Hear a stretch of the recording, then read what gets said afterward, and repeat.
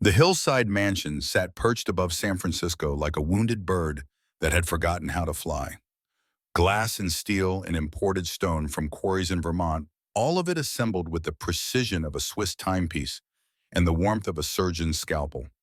The morning fog rolled in from the bay, wrapping itself around the structure as if trying to smother it, and somewhere inside those walls the sound of motorized wheels rolled across marble floors in a rhythm that had become as regular as a heartbeat and twice as lonely. Victoria Hartwell had not chosen this silence.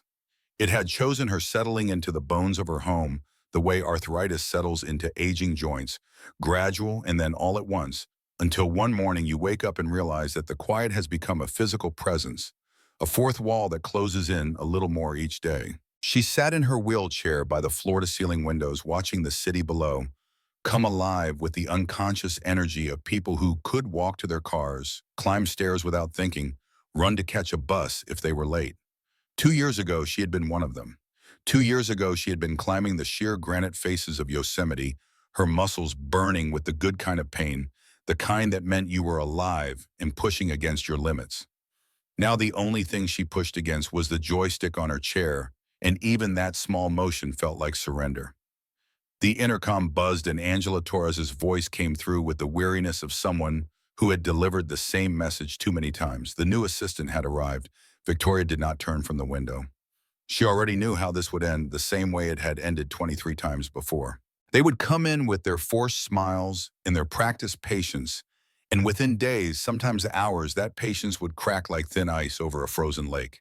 She had become an expert at finding the cracks at pressing until they gave way, at watching people fall through into the cold water of their own limitations.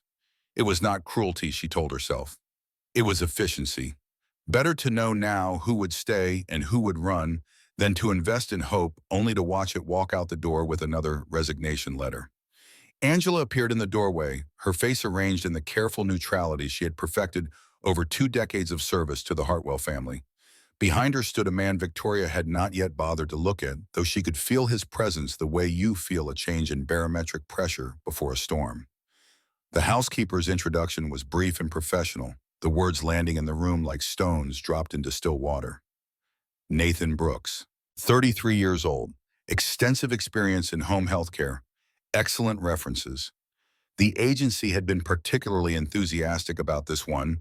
Angela noted, though her tone suggested she had stopped believing in enthusiasm somewhere around assistant number 15. Victoria finally turned her chair, the motor humming softly as she pivoted, to face the man who thought he could succeed where so many others had failed.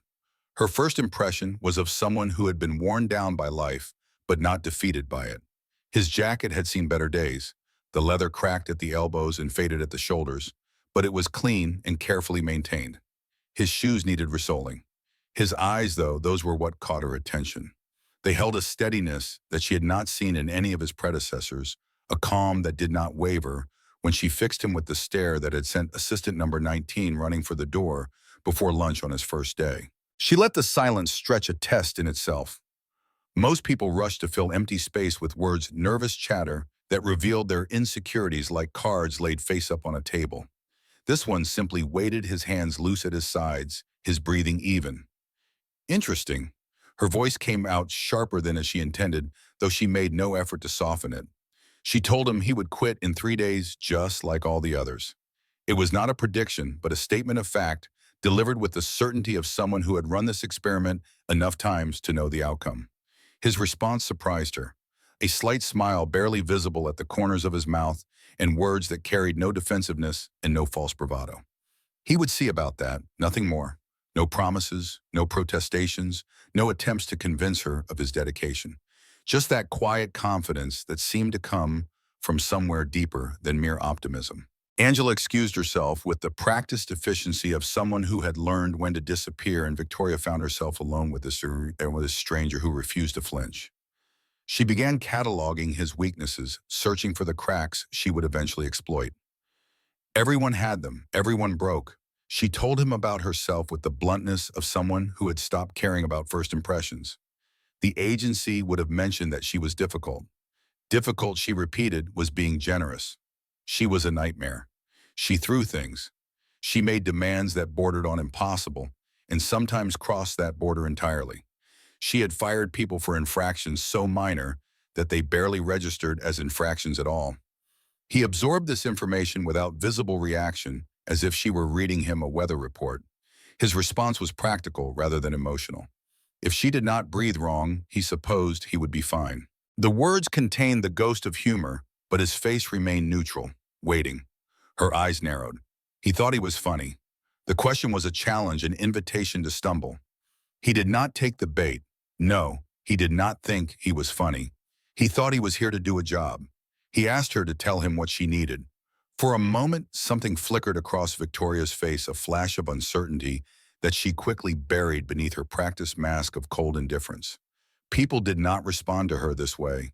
They apologized, they reassured, they tried to prove themselves. They did not simply cut through her defenses and ask practical questions. Fine. She recovered quickly, her voice hardening again as she issued her first command. She needed her medication. The bottles were in the bathroom attached to her bedroom. She wanted the blood pressure pills and the pain medication, and she wanted them now. He moved without hesitation, his footsteps confident as he navigated the unfamiliar space. Victoria listened to him opening cabinets, the soft clink of prescription bottles being moved and examined. He was gone for perhaps 90 seconds, long enough for her to wonder if he had gotten lost or overwhelmed by the pharmacy's worth of medications that lined her bathroom shelves. Then he returned, 2 bottles held out toward her, his expression unchanged. She stared at his outstretched right hand, letting another silence build. Then she struck. Wrong hand. He should have known to offer them to her left hand. She always took pills with her left hand. A detail he could not possibly have known, a rule she had just invented, a trap designed to fail. His response was immediate and unremarkable. He simply switched hands, extending the bottles toward her left side without comment, without frustration, without the flash of irritation that would have given her something to work with. She knocked the bottles to the floor. The plastic clattered against the marble pills, rattling inside their containers, and she watched his face for the cracks she needed. Too late, she told him. He had already made the mistake. He should pick them up. He bent down and collected the bottles with the same unhurried calm, placing them on the side table next to her wheelchair as if nothing had happened. No sigh, no tightening of the jaw, no mumbled frustration under his breath.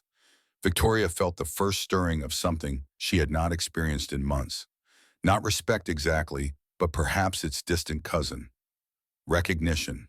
This one was different. She pressed harder. He was supposed to be angry now, supposed to tell her she was being unreasonable, supposed to walk out the door and leave her to her silence, and her pills and her view of a world she could no longer fully participate in. That was how this went. That was the script she had written and directed 23 times before. His answer stripped away her defenses in a way that months of therapy had never managed. He was not angry, he said, and the words carried the weight of simple truth. She wanted him to be angry because that would give her a reason to push him away. But he was not playing that game. He would be direct with her, he continued, and something in his tone made her actually listen. He needed this job. He had a 7-year-old daughter who needed shoes that did not pinch her growing feet, food that was not bought on credit, stability that did not depend on whether her father could find another position after being driven away by a wealthy woman with too much time and too little hope. He was not quitting over medication bottles or attitude. If she wanted him gone, she would have to fire him officially. Until then, he was there to help, whether she wanted it or not. Victoria Hartwell, who had built walls so high that even she had forgotten what lay behind them, felt the first stone shift. Not fall, not yet, but shift. A hairline crack in mortar that had seemed impenetrable. She had a daughter. The question emerged before Victoria could stop it, curiosity slipping past her defenses. Yes, he confirmed. Lily, 7 years old. Maya's age caught in Victoria's mind like a fishhook pulling at something she did not want to examine too closely. Where was she now? Victoria asked, and she was not entirely sure why she wanted to know. After-school program until 5 o'clock. Then he picked her up. His schedule was clear and non-negotiable. He would be here from 8 to 5. If evening duties were required, he could arrange childcare and return, but his daughter came first. This was not presented as an apology, but as a fact of a boundary drawn in permanent ink. Victoria's response was automatic, a reflex more than a genuine objection. She did not like children. His answer was practical to the point of dismissiveness. Good thing Lily would not be there then. Their eyes met and held for a long moment, two people taking each other's measure across a distance that felt both vast and strangely intimate. Finally, Victoria looked away, a concession she had not made to anyone in months. His duties would start with helping her through physical therapy. The equipment was in the gym downstairs. She hated every minute of it, and she would probably make him hate it too. He could handle it. 3 words spoken without bravado that somehow managed to sound like a promise. Victoria made a sound that might have been a laugh if it had contained any warmth. They would see about that. The gym occupied the entire lower level of the mansion's east wing, a space that had been professionally designed and equipped with the finest rehabilitation equipment money could buy. None of it had been Victoria's choice. Her mother had arranged everything after the accident, hiring specialists who had never met Victoria and decorating with a color palette meant to be soothing, and which Victoria found approximately as soothing as a dentist's waiting room. Parallel bars stood against one wall unused since their installation 18 months ago. A therapy pool sat empty, its cover gathering dust. State-of-the-art weight machines formed a semicircle around a padded mat, all of them adjusted to settings that Victoria had never progressed past. The physical therapy session unfolded exactly as she had promised. Every exercise became a battleground. She criticized his technique, questioned his understanding of basic anatomy, accused him of moving too fast and then too slow. When he asked her to extend her arm against the resistance band, she complained about the angle. When he adjusted the angle, she complained about the tension. When he adjusted the tension, she threw the band across the room. He retrieved it without comment and resumed the exercise. Halfway through the session, she caught him checking a laminated sheet of paper, the therapist's written instructions that outlined her daily routine. His adherence to the protocol was meticulous, and this infuriated her more than any improvisation would have. He was doing everything correctly, which meant she could not fault his technique. She could only fault herself, her broken body, her failure to make progress despite months of work. She was doing it wrong. The accusation burst out of her like steam from a pressure valve. His response was calm and unexpected. She should show him the right way then. Something cracked inside her, a fracture that had been forming for months. She could not show him the right way. That was the point. She could not do anything right anymore. The words tore out of her throat with more honesty than she had allowed herself in years. He did not flinch, did not offer platitudes, did not tell her everything would be fine. Instead, he asked a question that no one else had thought to ask. Then she should help him do it right for her. She should tell him what needed to adjust. The simplicity of it stunned her into silence. He was not trying to fix her. He was not promising a recovery. He was simply asking for collaboration, treating her as a partner in her own care rather than a problem to be solved. The session continued and something had shifted. Not dramatically, not in any way that Victoria would have admitted, but the edge had gone from her criticisms. Her complaints became more specific, more useful, less like weapons and more like actual feedback. By the end of the hour, she was exhausted and irritable, but underneath the familiar frustration, something else stirred, something that felt dangerously like hope. She announced that she was tired and wanted to rest. The words came out as a command, but they lacked their earlier venom. He offered to help her to the bedroom, and this time she did not argue. His hands were careful as he assisted with the transfer, professional, but not cold, supportive, but not condescending. He had clearly done this before, his movements carrying the economy of practiced experience. She found herself wondering about the other people he had cared for, the other broken bodies he had helped navigate a world designed for the whole. She lay back against the pillows, and without the wheelchair, she felt smaller somehow, more vulnerable, more human. Her observation emerged before she could stop it. He was not scared of her. No. Simple. Direct. Honest. Why not? The question contained genuine curiosity, perhaps for the first time that day. His answer cut through 2 years of carefully constructed defenses. He had seen people at their worst, he said. Grief, pain, fear, anger. She was not scary, she was just hurt. She told him not to psychoanalyze her, but the words lacked conviction. He was not psychoanalyzing, he said, just observing. He adjusted her pillows with the same careful attention he had given everything else that day, made sure the call button was within reach, and moved toward the door. He would be in the kitchen preparing lunch. She should call if she needed anything. As he reached the doorway, her voice stopped him. quieter now, stripped of its earlier hostility. He would quit, she said. They always did. He did not turn around. He had already told her. He did not quit easy. Then he was gone, and Victoria lay in her bedroom, surrounded by silence, staring at the ceiling, and wondering why those 4 words had felt more like a promise than anything she had heard in 2 years. The first day established a pattern that held through the week.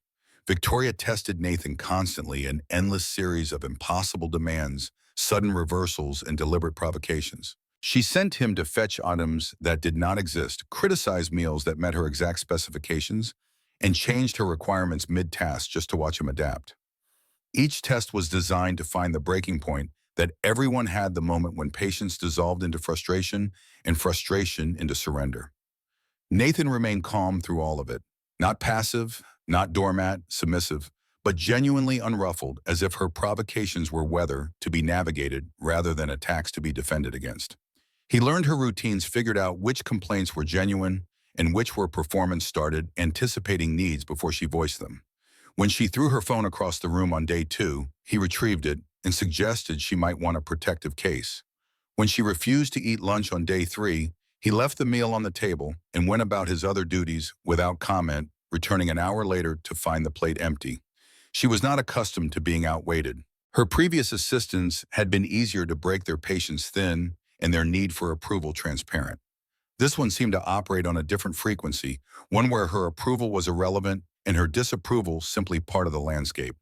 By day 3, she was still trying to drive him away, but the attempts had lost their earlier ferocity. Morning arrived with fog pressing against the windows, and Victoria found herself waiting for the sound of the front door, the now familiar rhythm of Nathan's footsteps in the hallway. When he appeared in her doorway at 8 o'clock exactly, she spoke before she could stop herself. He was still there. The words contained something that might have been wonder. He had told her he would be. His response was matter of fact, as if showing up were the most natural thing in the world. Most people were gone by now. She was stating a fact, but it sounded almost like a question.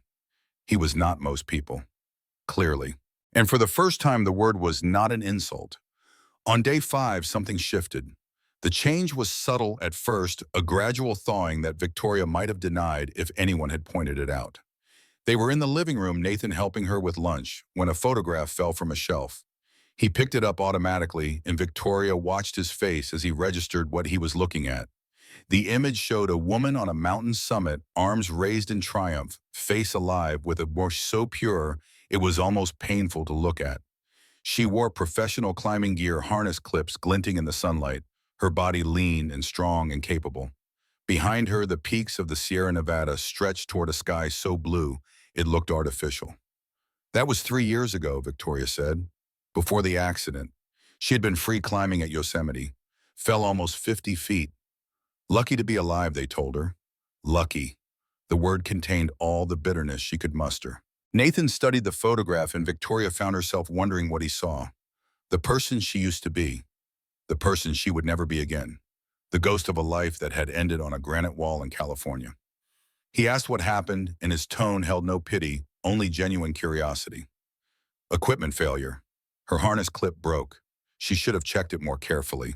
The words came out flat, rehearsed a story she had told so many times that it had worn smooth. Now she lived with the consequences. But then something emerged that she had not shared with anyone except her therapist, and even then only grudgingly. Her father had taught her to climb. James Hartwell, founder of the Hartwell Foundation, philanthropist, businessman, and weekend mountaineer. He had put her in her first climbing harness when she was 6 years old, had taught her to read rock faces the way other fathers taught their children to read books. Mountains will teach you everything about yourself, he used to say. Patience, endurance, how to face fear. He had died when she was 25, just before she summited Denali for the first time. Nathan was quiet for a moment, and when he spoke, his voice was softer than she had heard it. She missed it. The climbing. I miss everything. The movement, the freedom, the feeling of being capable. Now I cannot even stand up without help.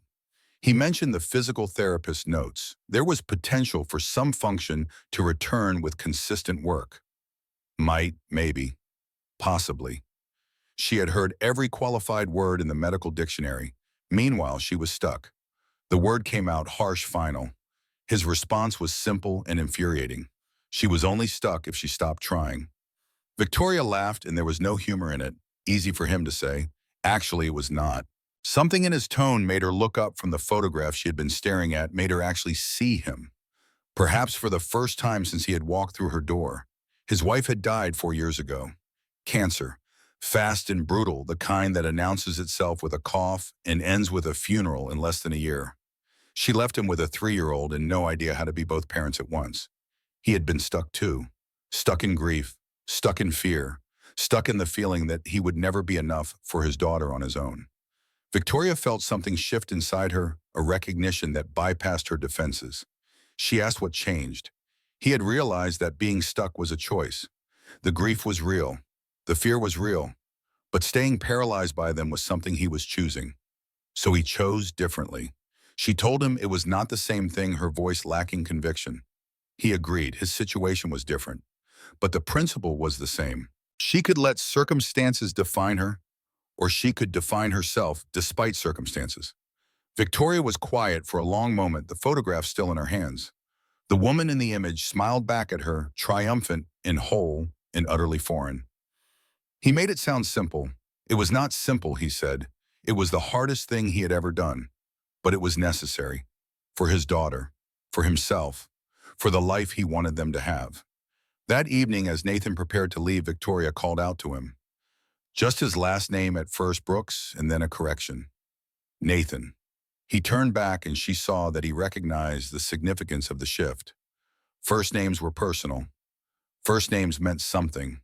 He had lasted the week. Longer than anyone else. He would be there Monday too. The statement was simple and certain. Why? The question was genuine, perhaps the first genuine question she had asked since he arrived. Because she needed help. And because he was starting to think maybe she was not quite as impossible as she wanted people to believe. For the first time, Victoria smiled. It was small, barely visible, a crack of light in a wall that had been dark for 2 years. She told him not to tell anyone. She had a reputation to maintain. Her secret was safe with him. Driving across the city to pick up Lily, Nathan felt something unexpected settling into his chest. Not just relief at keeping the job, though that was certainly part of it. Something deeper. Something that felt like purpose. Victoria Hartwell was difficult, angry, determined to push everyone away. But underneath that armor, Nathan recognized something familiar. Someone who was terrified of being abandoned again. Someone who tested people to see if they would stay. Someone who needed to know she was not alone. Nathan understood that completely, because he had been that person too. After Sarah died, he had pushed away everyone who tried to help, convinced that their compassion was temporary, that eventually they would tire of his grief and leave him to drown in it alone. It had taken Lily's simple, stubborn love to remind him that some people stayed. Some people did not quit.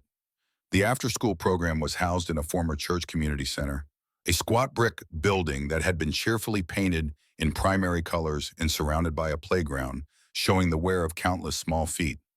Nathan parked in his usual spot and walked toward the entrance, already hearing the chaos of children at play leaking through the open windows.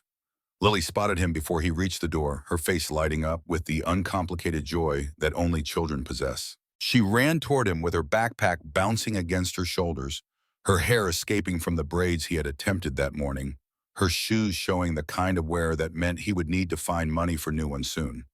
She launched into a detailed account of her day before he could even say hello. There had been finger painting and a story about a dragon, and someone named Marcus had tried to eat glue, but Miss Patricia stopped him in time. The words tumbled over each other in their eagerness to be heard, and Nathan listened with the attention he always gave her, because these moments were the oxygen that kept him breathing. In the car, Lily asked about his new job.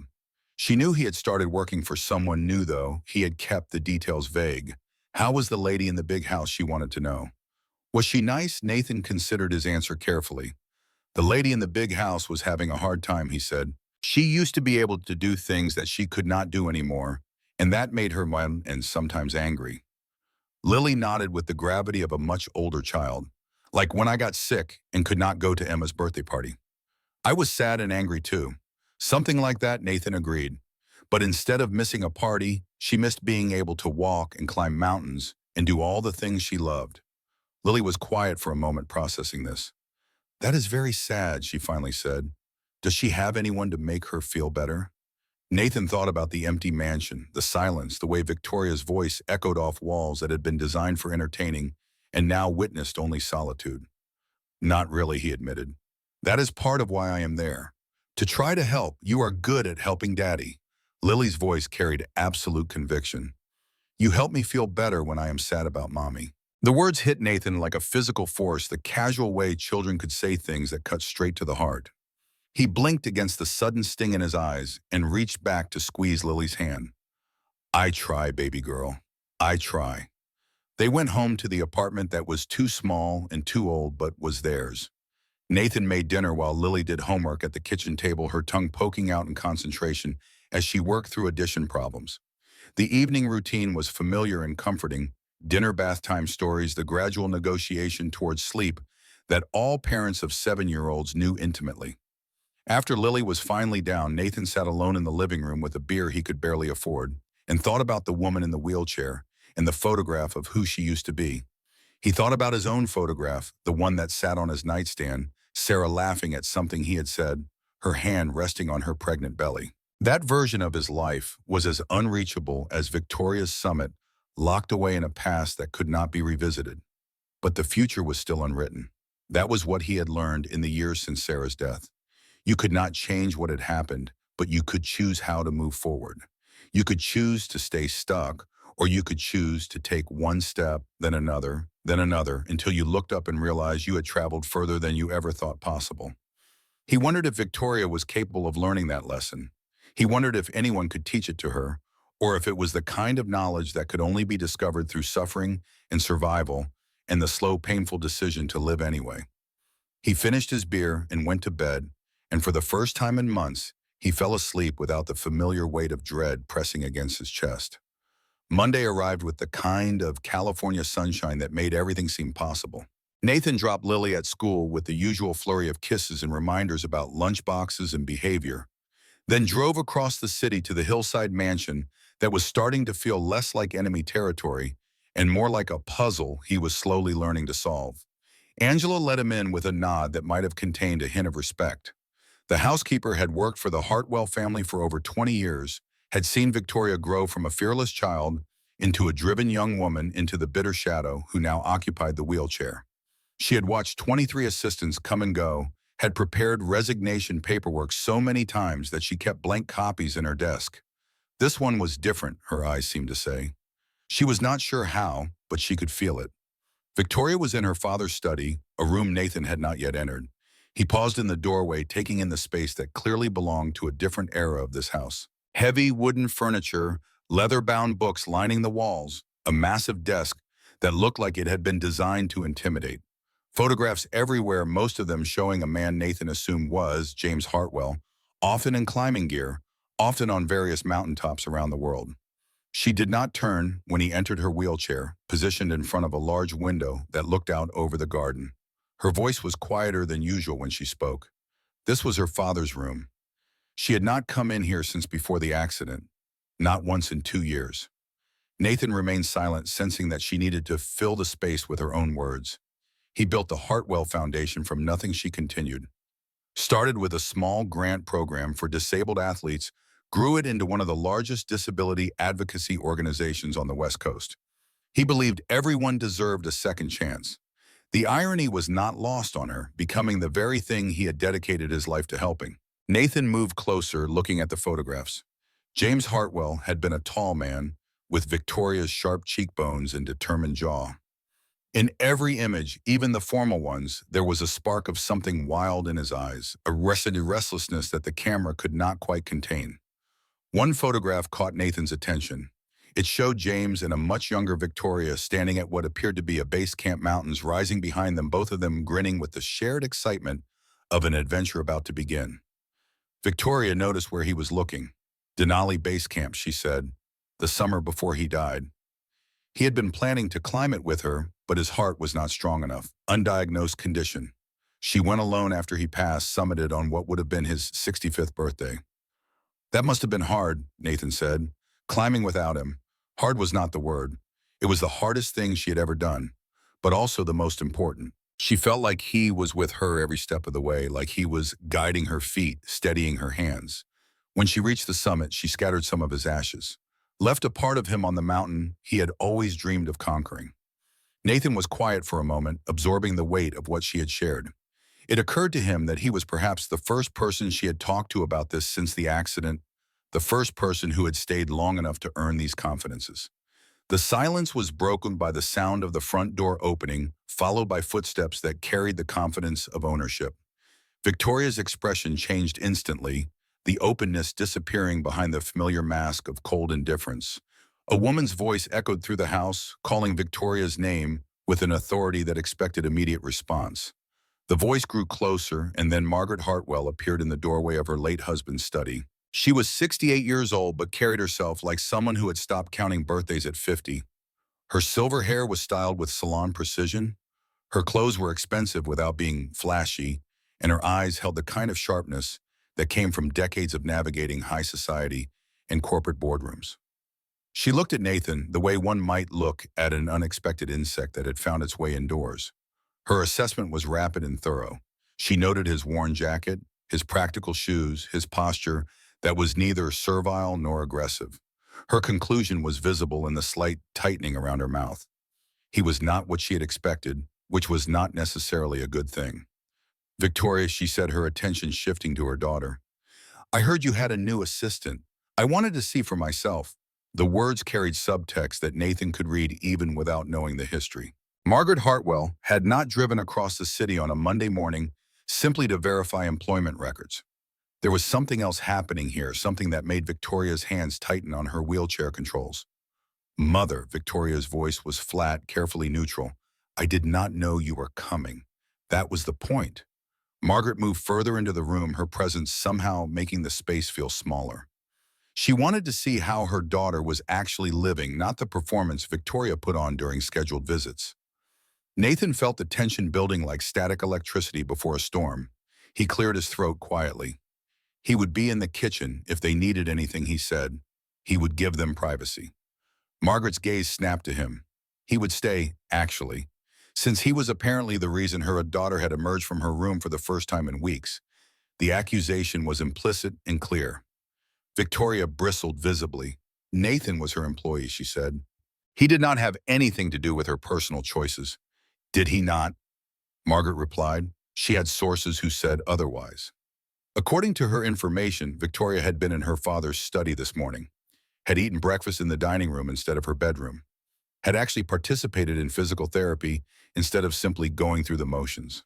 All since this new assistant arrived. And those were bad things, Victoria asked, her voice rising. Progress was suddenly a problem.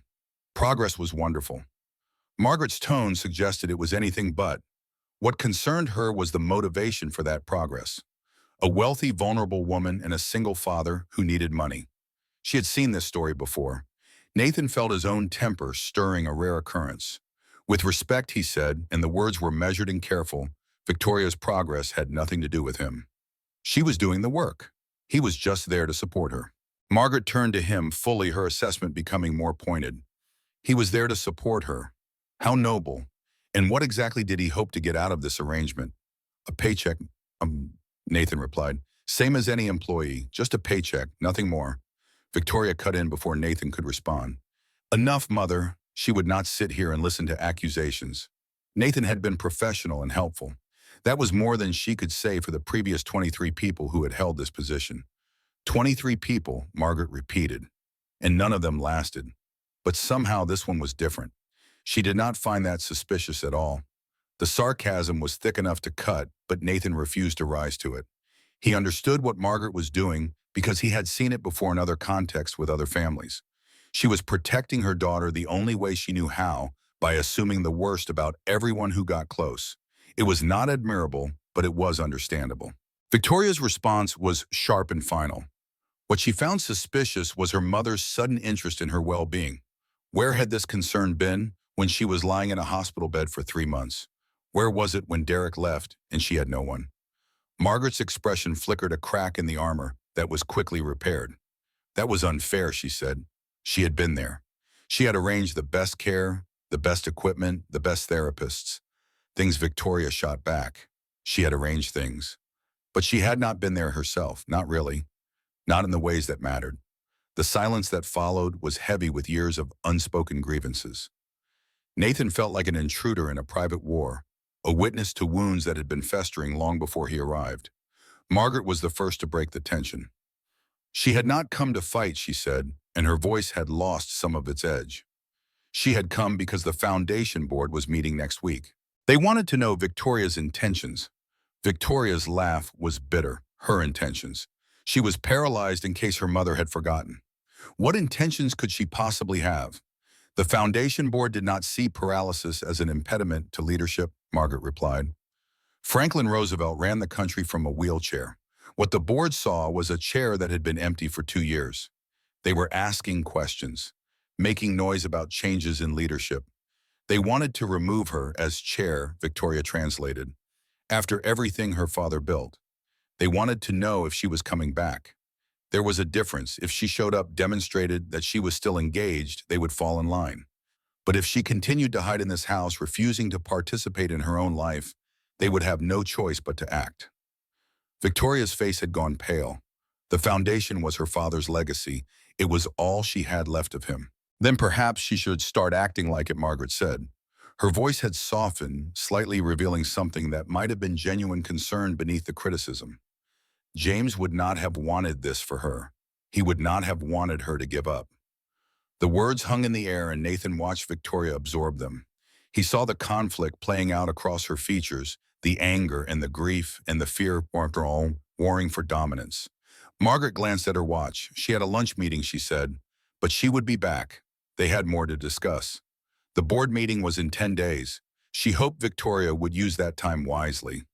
She left without saying goodbye to Nathan, without acknowledging him at all.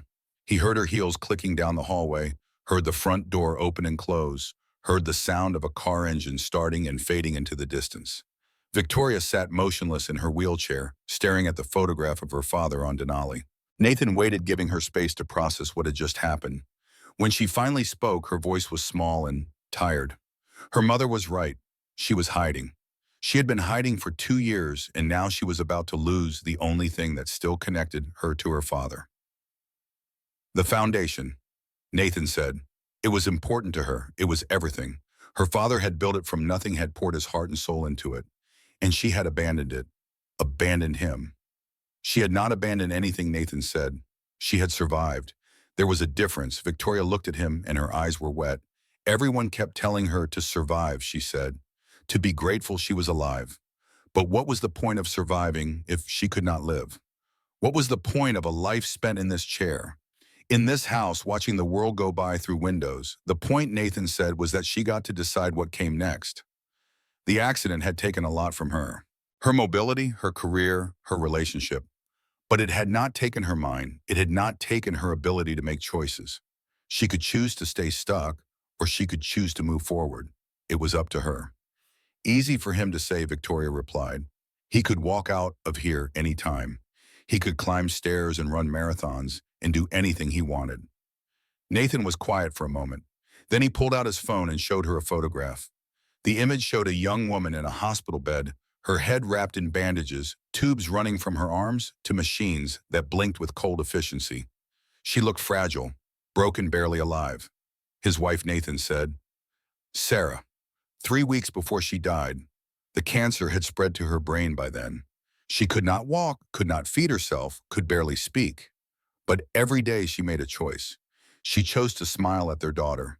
She chose to squeeze his hand when he held hers. She chose to be present, to be loving, to be herself, even when everything else had been stripped away. Victoria stared at the photograph, at the face of a woman she had never met but somehow understood. On her last day, Nathan continued, Sarah had told him something he had never forgotten.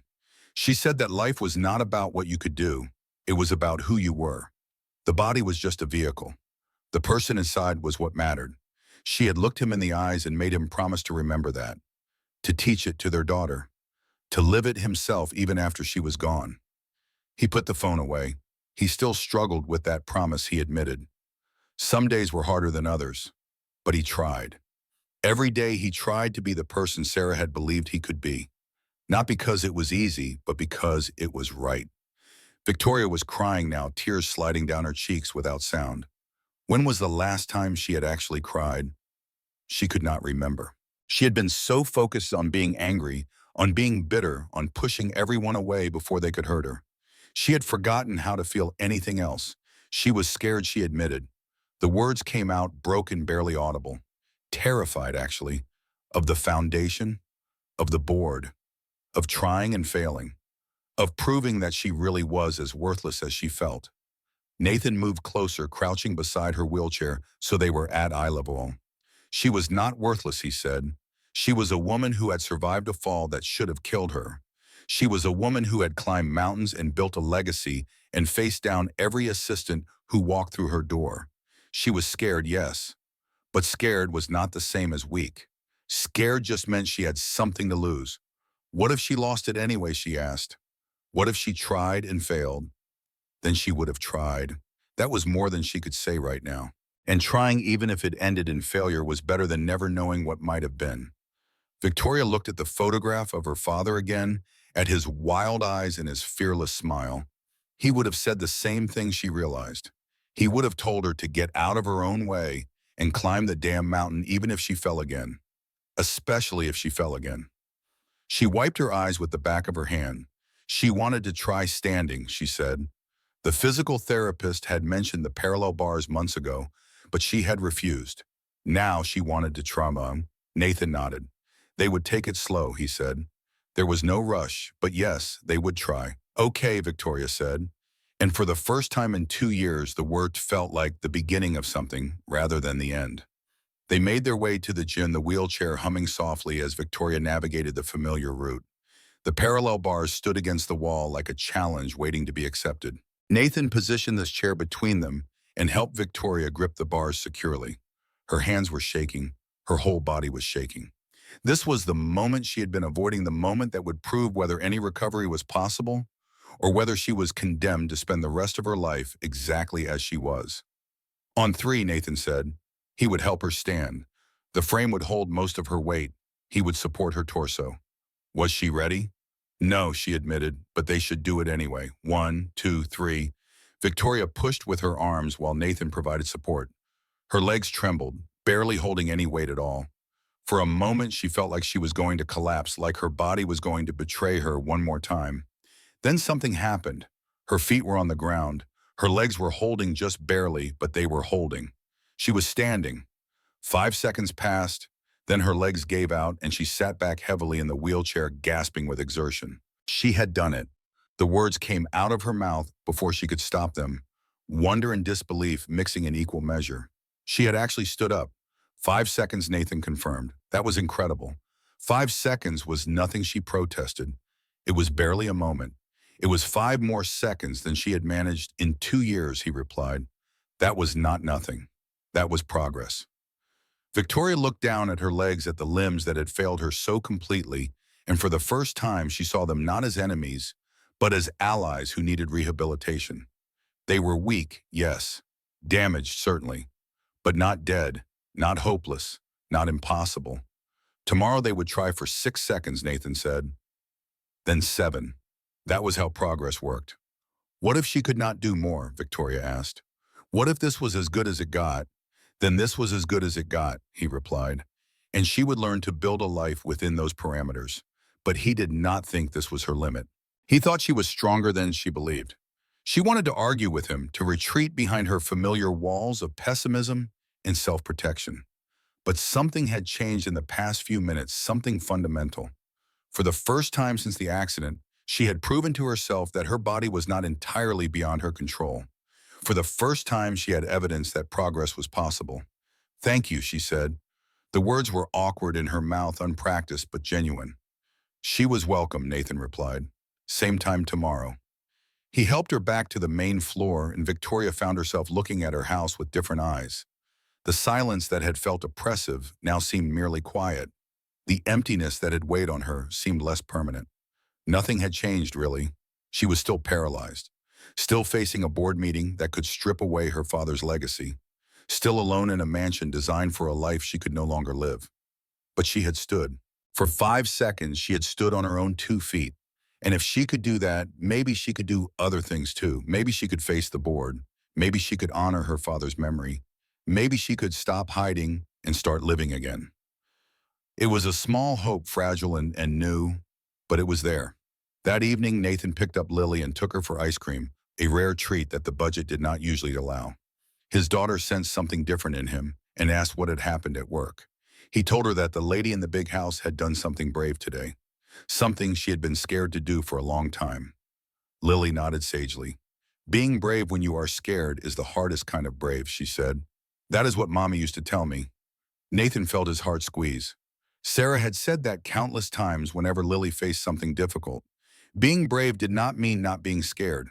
Being brave meant being scared and doing it anyway. He thought about Victoria standing between those parallel bars, terror in her eyes and determination in her jaw. He thought about the 5 seconds she had managed, the first 5 seconds of a journey that might take months or years or might never reach the destination she hoped for. Being brave when you were scared was the hardest kind of brave. And Victoria Hartwell, for all her walls and her bitterness and her sharp edges, was one of the bravest people he had ever met. The week continued, each day building on the one before. Victoria's standing time increased from 5 seconds to 8, then to 12. She began to engage more actively with her physical therapy, asking questions instead of just complaining, suggesting modifications that she thought might work better. The hostility that had defined their early interactions faded into something else, something that might have been respect. Nathan learned more about the Hartwell Foundation during their conversations. James Hartwell had started it 30 years ago with a modest endowment and an ambitious vision. He believed that disability was not a limitation, but a different way of experiencing the world. He had funded adaptive sports programs, accessibility initiatives, employment assistance for disabled workers. By the time he died, the foundation had grown into a major force in the disability advocacy space with a multi-million-dollar budget and partnerships with organizations around the world. Victoria had been groomed to take over since childhood. She had served on the board since her 20s, had taken the chair position after her father's death. For 2 years, she had led with the same fierce determination she brought to her climbing. Then the accident happened and everything stopped. The board had been patient at first, understanding that recovery took time. But 2 years had passed and Victoria had shown no signs of returning. They had brought in interim leadership, had continued the foundation's work without her. Now they were asking questions, making noises about permanent changes. The vultures were circling. Nathan asked about the specific concerns. What exactly was the board threatening? Victoria's expression darkened. There was a faction that wanted to merge the foundation with a larger organization. More resources, they claimed. Greater reach. But Victoria knew what it really meant. It meant losing independence. It meant losing her father's name. It meant everything James Hartwell had built being absorbed into something else, something that would forget where it came from. And she could stop. That, Nathan asked. If she went back, she could try. Her name still carried weight. Her father's legacy still meant something. But she would have to show up. She would have to prove that she was still capable of leading. Was she, Nathan asked. Capable. Victoria was quiet for a long moment. Then she told him something she had not told anyone else. Before the accident, she had been working on an expansion plan for the foundation.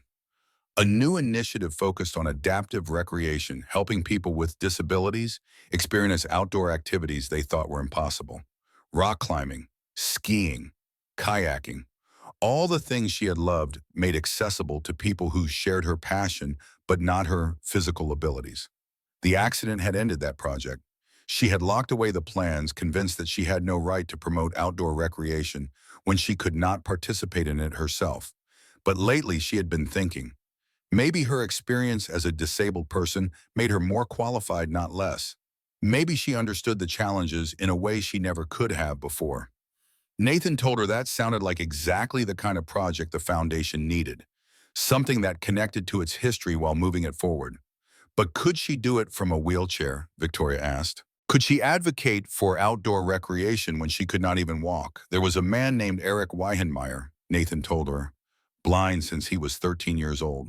He climbed Mount Everest in 2001, became the first blind person to reach the summit. He did not let his disability stop him from doing what he loved. He used it, made it part of his story. Victoria stared at him. How did he know about Eric Weihenmayer? Nathan smiled slightly. He had done some research. When someone told him something was impossible, he liked to find examples of people who had proven otherwise. She did not know whether to be touched or annoyed. Both, she decided. It was becoming a familiar feeling around him. The days passed and the board meeting drew closer. Victoria began preparing, reviewing financial reports and strategic plans that had accumulated during her 2-year absence. Nathan helped when he could not with the business details that were beyond his expertise, but with the practical aspects of her recovery. Every day she stood a little longer. Every day the future felt a little less hopeless. Lily came back the following week when school was closed for a teacher workday. This time Victoria was prepared for the visit, and Nathan noticed that her demeanor was entirely different from the first encounter. She greeted Lily with something approaching warmth, asked about school, admired the new drawings in her backpack. Lily, with the social fearlessness of childhood, immediately launched into a detailed explanation of her latest art project. She was drawing a series about a magical knight who went on adventures with a dragon named Spark. The knight had special powers that helped her overcome obstacles. Also, the knight had a friend who was a talking squirrel, but she had not figured out the squirrel's name yet. Victoria listened to the entire explanation with an attention that Nathan had never seen her give anyone else. When Lily finished, she asked if she could see the drawings. Lily produced them, proudly spreading them across the coffee table. The knight was a feminine figure in silver armor. The dragon was large and friendly-looking, with scales that Lily had colored in every shade of purple she possessed. In each drawing, the knight and dragon were facing some kind of challenge. A steep mountain, a dark forest, a river too wide to cross. In every single image, the knight was depicted in a wheelchair. Nathan noticed it at the same time Victoria did. He watched her face as she processed what she was seeing. "Lily," Victoria said softly, "why is the knight in a wheelchair?" Lily looked at her as if the answer were obvious. "Because the knight is like you. She cannot walk, but she still goes on adventures. Spark helps her. That is what friends do." Victoria's eyes were glistening. "But knights are supposed to be strong and brave," she said. "They are supposed to fight battles and rescue people." "The knight is strong and brave," Lily replied with 7-year-old certainty. "Being in a wheelchair does not mean you are not strong. My daddy says everyone is strong in different ways." Nathan felt his throat tighten. He had said that to Lily many times, usually when she was frustrated about something she could not do some way. She felt less than the other kids at school. He had not realized she had internalized it so completely. Victoria was openly crying now, tears streaming down her face. She made no effort to hide them. "Can I keep one of these?" she asked. "Would that be okay?" Lily considered the request seriously. She could have the one with the mountain, she decided. That was her favorite because the knight looked so happy at the top. Victoria took the drawing with trembling hands. It showed the knight in her wheelchair at the summit of a tall mountain, arms raised in triumph, the dragon beside her, looking equally celebratory. It was simple, childish, drawn with crayons and colored pencils. It was also one of the most beautiful things Victoria had ever seen. "Thank you," she said to Lily. "This is the best present anyone has ever given me." Lily beamed. She could make more. Did Victoria want one with the talking squirrel? She had decided his name was going to be Chester. Victoria laughed, a genuine laugh that seemed to surprise her as much as anyone. "Yes," she said, "she would very much like one with Chester." After Lily had settled into a corner with her art supplies, happily working on new adventures for the knight and Spark, and Chester, Victoria gestured for Nathan to come closer. She needed to tell him something, she said, and her voice was quiet but steady. Nathan waited. She had been scared to try standing because she was afraid of failing. But she had been even more scared of succeeding, because if she could stand, if she could make progress, then she had no excuse anymore. She would have to actually try to live. She would have to face the foundation and the board and everything else she had been hiding from. Lily's drawing had made her realize something. The knight in the wheelchair was not limited by her disability. She was defined by her courage, by her willingness to go on adventures even when the path was difficult, by her friendship with a dragon who carried her when she could not walk. Victoria looked at Nathan with an intensity that made him catch his breath. He was her dragon, she said. She did not know why he had stayed when everyone else had left. She did not know what she had done to deserve his patience and his kindness, but she was grateful, more grateful than she knew how to express. Nathan did not know how to respond to that. He was just doing his job, he started to say. Victoria cut him off. He was doing more than his job. He had given her hope, and hope was something she had not felt in a very long time. They sat in silence for a moment, the weight of her words settling between them. Then Lily called out that she had finished the squirrel drawing and wanted to show everyone. The moment passed, but something had changed. Some barrier had fallen that would not be rebuilt. Nathan was not sure what that meant for their professional relationship, for the boundaries that should exist between an employee and employer.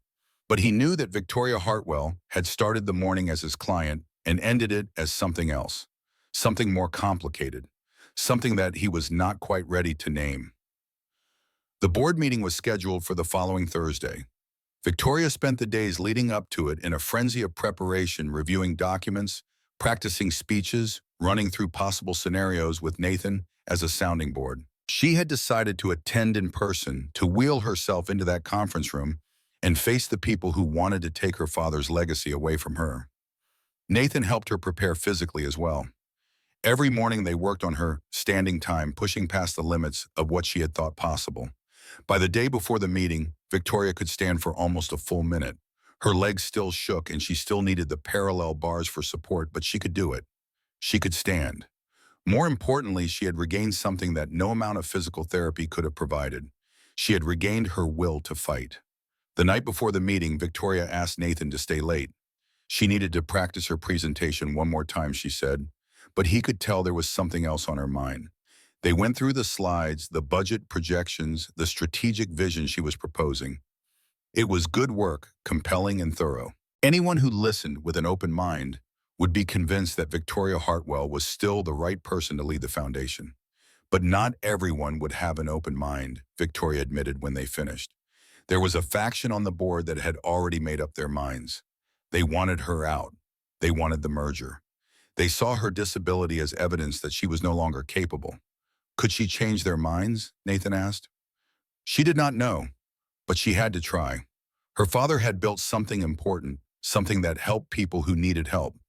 She could not let it be swallowed up by some faceless corporate entity that cared more about tax benefits than actual impact. Nathan told her she would do great. She knew this material better than anyone. She had her father's passion and her own experience. That was a powerful combination. Victoria looked at him for a long moment. Then she said something that caught him completely off guard. She wanted to stand, she said, at the meeting. Not for the whole presentation, just for a moment. Just long enough to show them that she was not done fighting. Nathan hesitated. That was risky, he said. What if something went wrong? What if her legs gave out? Then she would fall. Victoria replied, and she would get back up. That was what her father would have done. That was what any real climber did when they lost their grip. They did not give up. They found another handhold and started again. Nathan thought about it. Then he asked what she needed from him. She needed him there, she said, not in the meeting itself that was board members only, but in the building, waiting, knowing that someone was on her side. He would be there, Nathan promised, whatever she needed. Victoria smiled, and it was a real smile, one that transformed her face and made her look like the woman in the summit photograph. Thank you, she said, for everything. He was just doing his job, Nathan replied. Victoria shook her head. He was doing so much more than that, and someday she hoped she could return the favor. The board meeting was held in the foundation's downtown offices, a sleek modern building with the Hartwell name etched in stone above the entrance. Nathan drove Victoria there in her adapted vehicle, helped her transfer to her wheelchair, and walked beside her as she made her way through the lobby. People stared. Nathan watched them, watching her, saw the mixture of surprise and curiosity and discomfort on their faces. This was what Victoria lived with every day, the constant awareness of being seen as different, as other, as something to be pitied or avoided. But Victoria held her head high. She navigated the building with the confidence of someone who belonged there, who had walked these halls 100 times before, who refused to be diminished by the chair that carried her. At the elevator, she turned to Nathan. She would be okay from here, she said. The meeting room was on the 4th floor. She knew the way. He should not come up with her, Nathan asked. This was something she had to do alone, Victoria replied. But knowing he was here waiting, that mattered. That was enough. Nathan watched her wheel into the elevator, watched the doors close, and then found a seat in the lobby to wait. The minutes stretched into hours. He tried to read, tried to check his phone, tried to do anything except watch the elevator and wonder what was happening 4 floors above. Finally, after what felt like an eternity, the elevator doors opened and Victoria emerged. Her face was unreadable, composed in a way that could have meant anything. Nathan stood searching for clues. "How did it go?" he asked. Victoria wheeled toward him without speaking. When she was close enough, she stopped, looked up at him and smiled. She had done it, she said. She had stood up in front of all of them, stood on her own 2 feet for almost 30 seconds while she delivered the key points of her proposal. Her legs had shaken and she had felt like she might collapse at any moment, but she had not. She had stood and she had spoken and she had refused to let them see her as anything less than capable. The vote was scheduled for next week, she continued. But after what happened in that room, she was cautiously optimistic. Several board members who had been undecided had approached her afterward. They had been moved by her presentation, by her courage, by her vision. She might actually win this, Victoria said. She might actually save her father's legacy. Nathan felt something loosen in his chest, a tension he had not realized he was carrying. That was incredible, he said. She should be proud. She was, Victoria admitted. For the first time in 2 years, she was actually proud of herself. They drove back to the mansion in comfortable silence, the city passing by outside the windows. When they arrived, Nathan helped Victoria into the house and asked if she needed anything else before he left. Victoria hesitated. There was one thing she said. She wanted to go to her father's grave. She had not been since the funeral. She had not been able to face it. But now after today, she wanted to tell him what she had done. Nathan asked if she wanted company. She did, Victoria admitted. She did not think she could do this alone. The cemetery was on the outskirts of the city, a peaceful green space dotted with monuments and trees. James Hartwell's grave was marked by a simple stone with his name and dates and a small engraving of a mountain peak. Victoria sat beside it in her wheelchair, and Nathan stood a respectful distance away, giving her space while remaining close enough to offer support. She talked to her father for a long time, told him about the accident and the aftermath, the dark years of anger and isolation. Told him about the assistants who came and went, about her mother's pressure and Derek's abandonment. Told him about Nathan and Lily, about standing for the first time in 2 years, about facing the board with his name on her lips and his courage in her heart. She had been so lost, she said, so convinced that her life was over. But she was starting to find her way back, slowly and perfectly, but forward, always forward. When she finally fell silent, Nathan approached and placed a hand on her shoulder. James Hartwell would have been proud, he said. Any father would be. Victoria reached up and covered his hand with hers. Thank you, she said, for bringing me here, for staying. He was not going anywhere, Nathan replied. She could count on that. They left the cemetery as the sun was setting, painting the sky in shades of orange and pink that reflected off the city's glass towers. It had been a long day, emotionally exhausting in ways that physical therapy never was. But Victoria felt lighter than she had in years. The weight she had been carrying, the guilt and the grief and the fear had not disappeared entirely, but it had shifted. It was no longer crushing her. She could breathe. Back at the mansion, Nathan helped Victoria inside and made sure she was settled before preparing to leave. Lily would be waiting for him, and he had already been gone longer than usual. At the door, Victoria stopped him one last time. She needed to say something. She said something she should have said weeks ago. Nathan waited. She had been horrible to him when he first arrived. Victoria admitted. She had tried everything to drive him away. Thrown things made impossible demands, treated him with contempt that he did not deserve. And through all of it, he had stayed. He had seen past her anger to the fear underneath. He had refused to give up on her even when she had given up on herself. She did not know how to repay that. She continued. She was not even sure she could, but she wanted him to know that it mattered, that he mattered, that somewhere along the way he had stopped being her employee and started being her friend. Nathan did not know how to respond to that level of emotional honesty, so he said the only thing he could think of. She was welcome, he told her, and for what it was worth, she had become his friend too. Victoria smiled, and there were tears in her eyes, but they were not sad tears.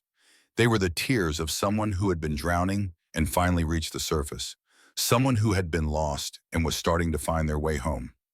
Nathan left the mansion and drove across the city to pick up Lily. his mind full of everything that had happened. He thought about Victoria standing before the board, her legs shaking but her voice steady. He thought about the drawing Lily had made the knight in the wheelchair who refused to let anything stop her. He thought about Sarah, who had faced death with more grace than he had ever managed to live, and who had taught him that courage was not the absence of fear, but the decision to move forward anyway. Lily was waiting for him at the after-school program, bouncing with energy and full of stories about her day. Nathan scooped her up and held her tight, breathing in the familiar scent of crayons and playground dirt. "How was the lady in the big house?" Lily asked as they walked to the car. "She was brave today," Nathan told her. "Really brave." Lily nodded as if this were exactly what she expected. "Good," she said. "I knew she could do it." Out of the mouths of babes, Nathan thought.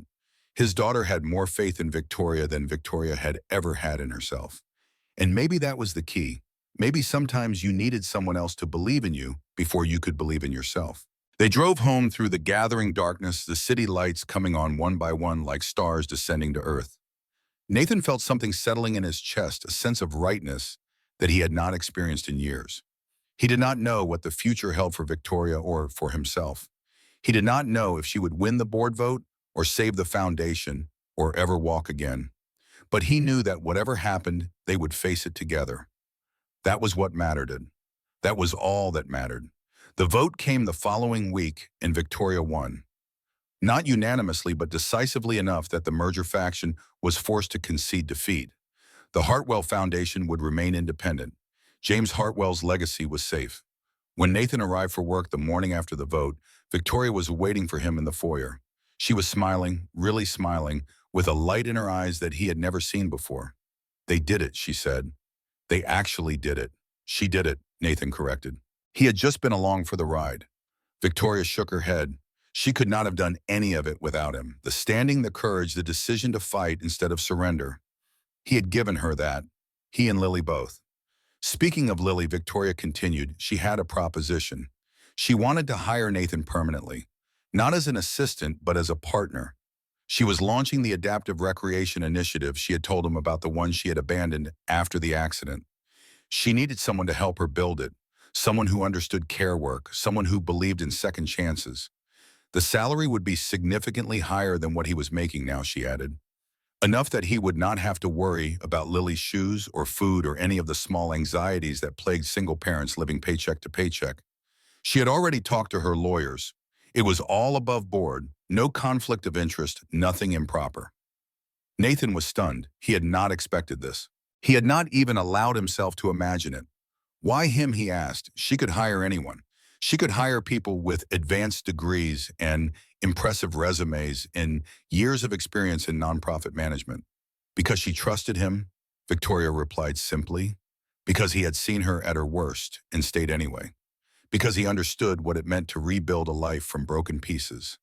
Because his daughter drew pictures of knights in wheelchairs who went on adventures with dragons. Nathan thought about Lily, about the stability this could provide, about the chances it would open up, about the future that suddenly seemed full of possibility instead of just survival. He would need time to think about it, he said. This was a big decision. Victoria nodded. Of course. Take all the time he needed. The offer would remain open. Nathan went through the rest of his workday in a daze. He helped Victoria with physical therapy, prepared her meals, accompanied her to a follow-up appointment with her medical team. But his mind was elsewhere, turning over the possibilities that Victoria's offer represented. That evening, he picked up Lily and took her to their favorite park. She ran and played while he sat on a bench and watched, thinking about choices and consequences and the strange paths that life sometimes took. Lily eventually tired herself out and came to sit beside him, leaning against his side in the comfortable way of children who know they are loved. "Daddy," she said, "are you thinking about something important?" Nathan admitted, he was thinking about whether to take a new job. Would it be a good job? Lily asked. He thought so. It would mean more money, more stability. It would mean working with the lady in the big house on something that could help a lot of people. Lily considered this with the seriousness she brought to all important decisions. "Would you still be able to pick me up from school?" Nathan promised that he would. That would never change, no matter what job he took. "Then you should do it," Lily declared. "The lady in the big house needs you, and helping people is good." Nathan hugged his daughter tight. She was wise beyond her years, this little girl who had lost her mother and kept her optimism anyway. She was the best thing that had ever happened to him. The next morning, he gave Victoria his answer. Yes, Victoria's face lit up like the sun breaking through clouds. She held out her hand and Nathan shook it. A deal, a partnership, a new beginning. They got to work immediately. There was so much to do, so many plans to make, so many people to help. Victoria threw herself into the project with the same intensity she had once brought to climbing mountains, and Nathan matched her step for step. They argued about budgets and strategies and timelines. They brainstormed ideas late into the evening. They built something together, something that neither of them could have built alone. Lily became a regular presence at the mansion, her drawings covering the walls of Victoria's office. Spark the dragon and Chester the squirrel went on adventures that grew more elaborate with each iteration. The knight in the wheelchair faced challenges and overcame them again and again, never giving up no matter how difficult the path became. And slowly, almost imperceptibly at first, Victoria began to walk again. Not without support, not without effort, but walking nonetheless. Steps became strides, became journeys across rooms and down hallways, and eventually one memorable afternoon, out the front door and into the garden she had not visited in 2 years. Nathan was beside her for all of it.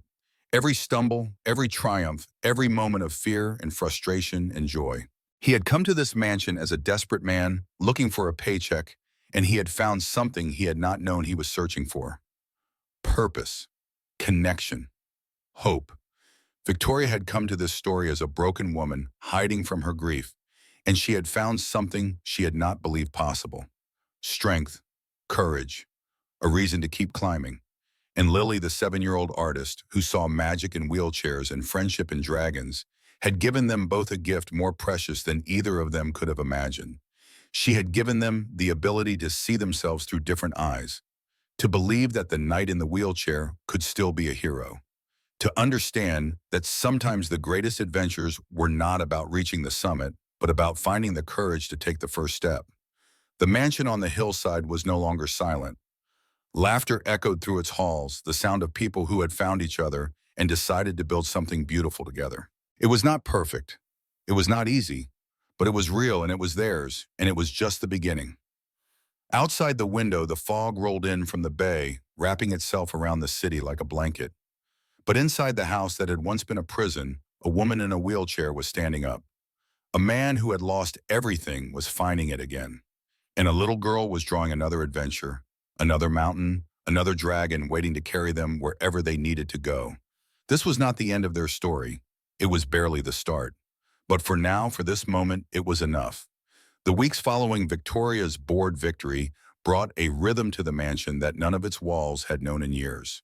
Nathan arrived each morning at 8 sometimes with Lily in tow, when school schedules demanded 8, and the house that had once echoed with silence now hummed with the quiet industry of people building something together. The Adaptive Recreation Initiative consumed their days spreadsheets and proposals, and endless phone calls with potential partners who needed convincing that a woman in a wheelchair could lead an outdoor adventure program. Victoria threw herself into the work with a ferocity that bordered on obsession. She woke before dawn to review documents, stayed up past midnight, refining presentations, pushed her body through physical therapy sessions that left her trembling and exhausted. Nathan watched her drive herself towards some invisible finish line and recognized the pattern immediately.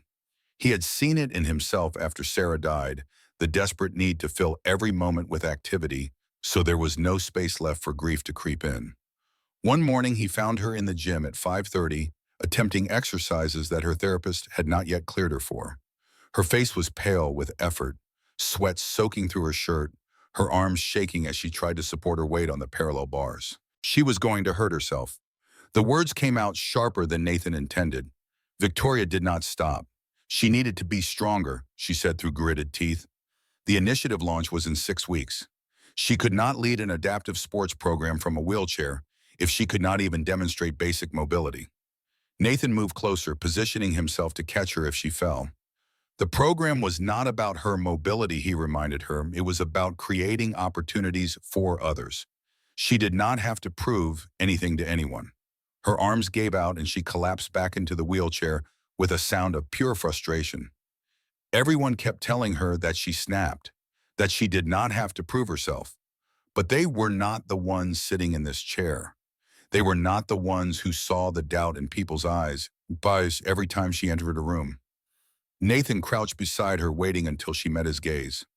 The doubt in other people's eyes was their problem, he said quietly, not hers. She had already proven herself to the board. She had saved the foundation. Now she needed to stop trying to earn something she had already won. Victoria's anger deflated as quickly as it had risen. She was scared, she admitted, terrified that she would fail, that the initiative would collapse, that everyone who had doubted her would be proven right. Fear was normal, Nathan told her. Fear meant she cared about the outcome. But fear should inform decisions, not make them. Right now, she was making decisions from a place of panic rather than purpose. They sat in silence for a moment, the early morning light filtering through the gym windows. Finally, Victoria asked how he did it, how he stayed so calm when everything felt like it was falling apart. Practice, Nathan replied, years of practice, and the knowledge that panic never actually solved anything. It just made you tired. Victoria managed a weak smile. She was already tired. Then she should rest, Nathan suggested. The spreadsheets would still be there tomorrow. Her body needed recovery time, not punishment. For once, Victoria did not argue.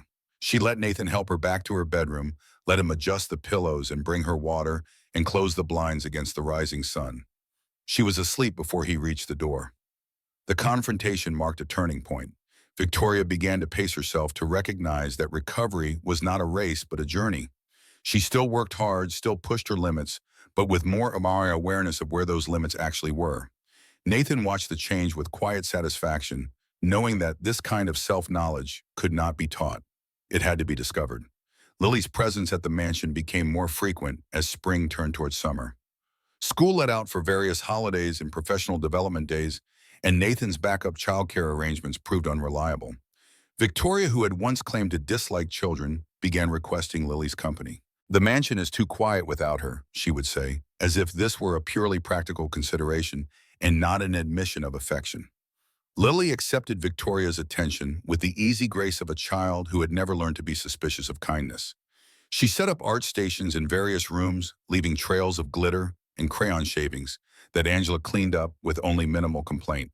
Her drawings evolved from simple knights and dragons to elaborate narratives involving entire kingdoms, each one featuring characters who overcame obstacles through courage and friendship.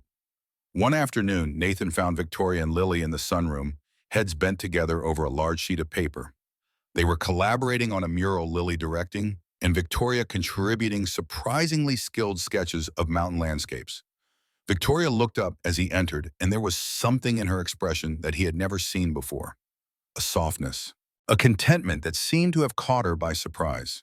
Lily was teaching her about dragons, Victoria explained. Apparently, there were different types: fire dragons and ice dragons and storm dragons. Each one had different strengths and different weaknesses, Lily added importantly. That is what makes them interesting. If they were perfect, there would be no story. Nathan watched his daughter dispense wisdom with the confidence of a tenured professor and felt his heart swell with pride. She had inherited Sarah's gift for finding meaning in everything, for transforming ordinary moments into lessons worth remembering. The mural grew over the following days, sprawling across an entire wall of the sunroom. Victoria ordered professional art supplies, claiming it was necessary for the project's completion. But fooling no one, Lily responded by incorporating increasingly ambitious elements: a castle in the clouds, an underwater kingdom, a mountain range that bore a suspicious resemblance to the Sierra Nevada. At the center of it all stood the knight, still in her wheelchair, now surrounded by an army of friends and allies. Dragons and squirrels and unicorns and creatures that defied classification. The knight was not alone anymore. She had found her people. Victoria stared at the finished mural for a long time after Lily had gone home for the evening. Nathan found her there motionless in her wheelchair, her face wet with tears. She did not turn when he entered. Lily saw things, she said quietly, things that adults had forgotten how to see. What kinds of things, Nathan asked. Possibility. Victoria's voice cracked on the word. She looked at that knight and saw a hero. She looked at me and saw someone worth believing in. How does a 7-year-old have more faith than I do? Nathan moved to stand beside her. Children had not learned to be cynical. Yet he said, they had not been taught that hope was foolish or that dreams were impractical. They looked at the world and saw what it could be, not just what it was. Victoria reached out and touched the painted knight, her fingers tracing the wheelchair's wheels. She used to be like that, she said, before the accident, before Derek, before she learned that people left when things got hard. The mention of Derek's name was unexpected. Victoria rarely spoke of her ex-boyfriend, and when she did, it was usually with bitter dismissiveness. But tonight there was something different in her voice, something raw.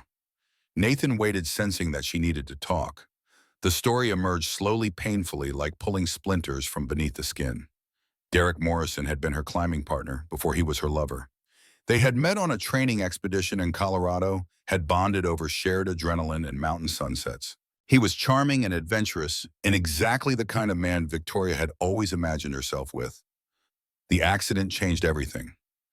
Derek had been supportive at first, visiting the hospital every day, holding her hand through the worst of it. But as the weeks turned into months, and it became clear that Victoria would not make a miraculous recovery, his visits grew shorter and less frequent. The adventurous man who had once scaled cliff faces beside her began to look at her wheelchair with something like revulsion. He left 14 months after the accident, Victoria continued. Said he had not signed up for this. Said he needed someone who could keep up with him. Said he hoped she understood. She had understood, all right. She had understood that love was conditional. That people stayed only as long as you were useful, entertaining, able-bodied. That the moment you became a burden, they started looking for the exit. Nathan listened without interrupting, letting her expel the poison that had been festering for years. When she finally fell silent, he spoke carefully. Derek's leaving said everything about Derek and nothing about her, he said. Some people did not have the capacity for commitment. They loved the idea of a person, not the person themselves. When the idea shattered, they had nothing left to hold on to. Victoria turned to face him, and her eyes held a vulnerability that she rarely allowed anyone to see. How did he know the difference, she asked, between someone who loved the idea and someone who loved the person? Nathan thought about Sarah, about the way she had looked at him, even in her final days. Like he was the most important thing in her world. Like his presence alone was enough. The ones who love you will stay, he said.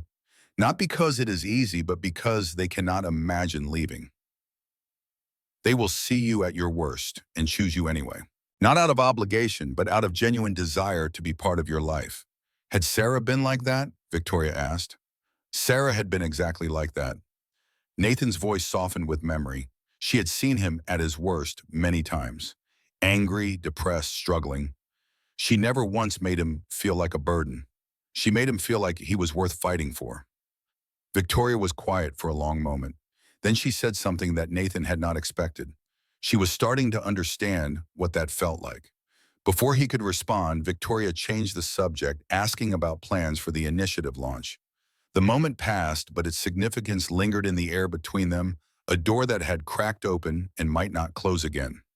The Adaptive Recreation Initiative launch was scheduled for mid-June, a carefully orchestrated event designed to attract media attention and potential donors. Victoria had chosen a venue in Lake Tahoe, a resort that specialized in accessible outdoor experiences. The symbolism was intentional. Mountains had been the site of her greatest triumph and her most devastating loss. Now they would become the backdrop for her reinvention. Preparations consumed the weeks leading up to the event. Nathan coordinated logistics while Victoria handled publicity and donor relations. They worked side by side in her father's study, the room that had once been a mausoleum, now transformed into a war room. Maps and charts covered the walls.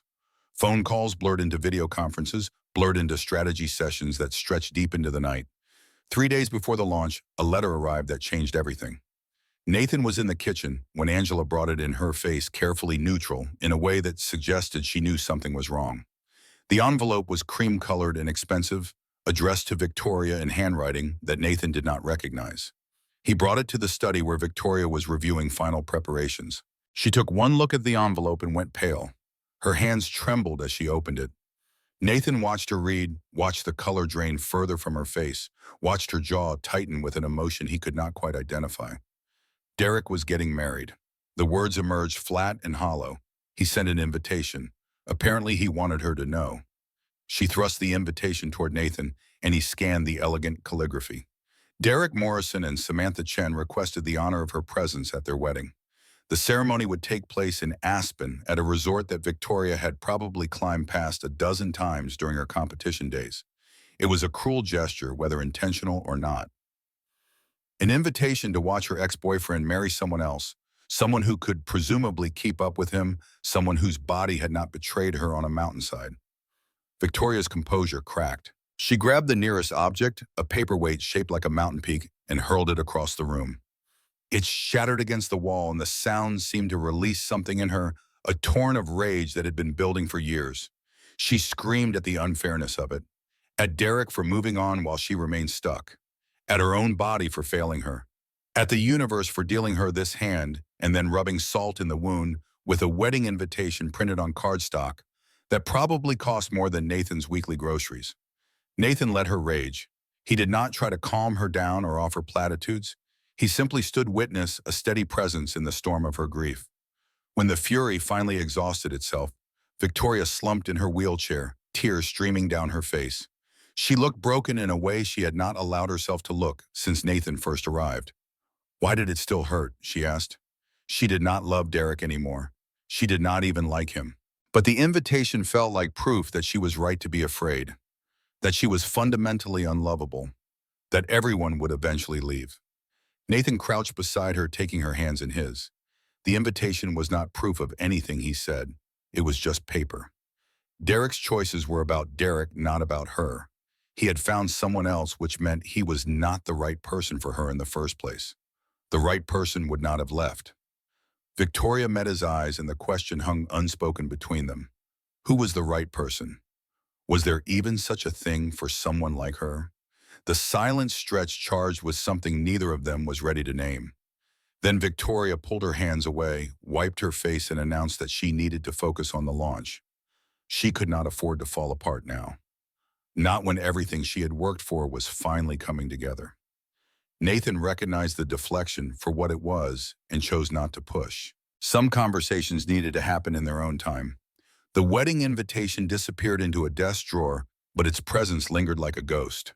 Victoria threw herself back into work with renewed intensity, channeling her pain into productivity. Nathan watched and worried and waited for the next crack in her armor. It came sooner than he expected.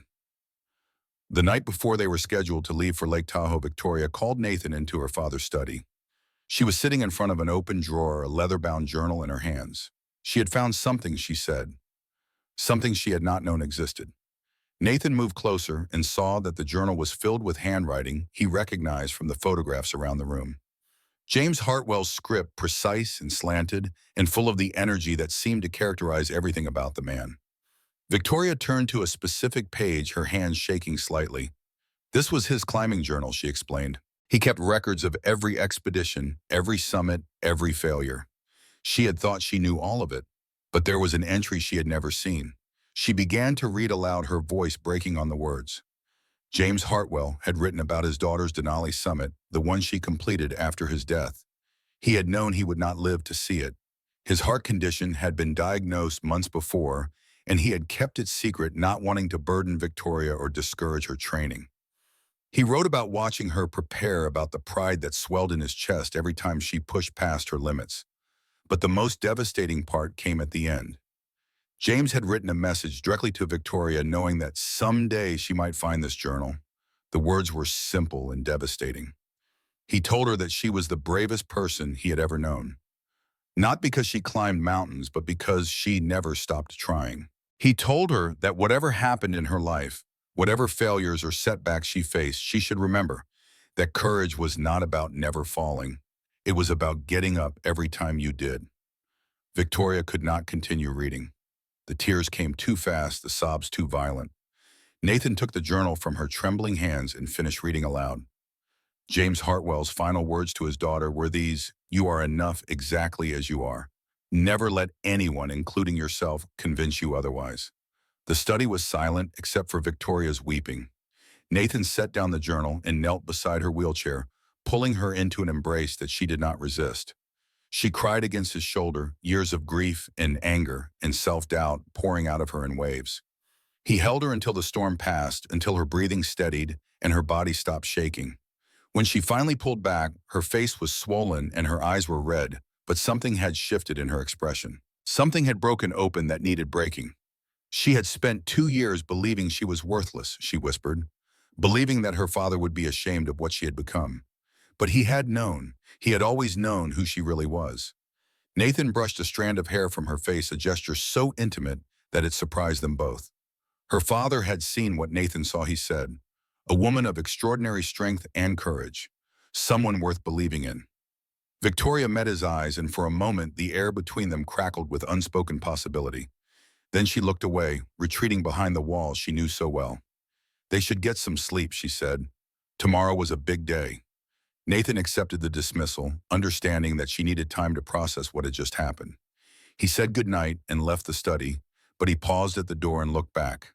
Victoria was still holding the journal, her father's words pressed against her heart like a talisman. She looked smaller than usual, younger, stripped of the armor she wore so constantly. She looked, Nathan realized, like someone who was finally beginning to heal. He closed the door softly and went home to his daughter, carrying with him the weight of everything that had passed between them and everything that remained unsaid.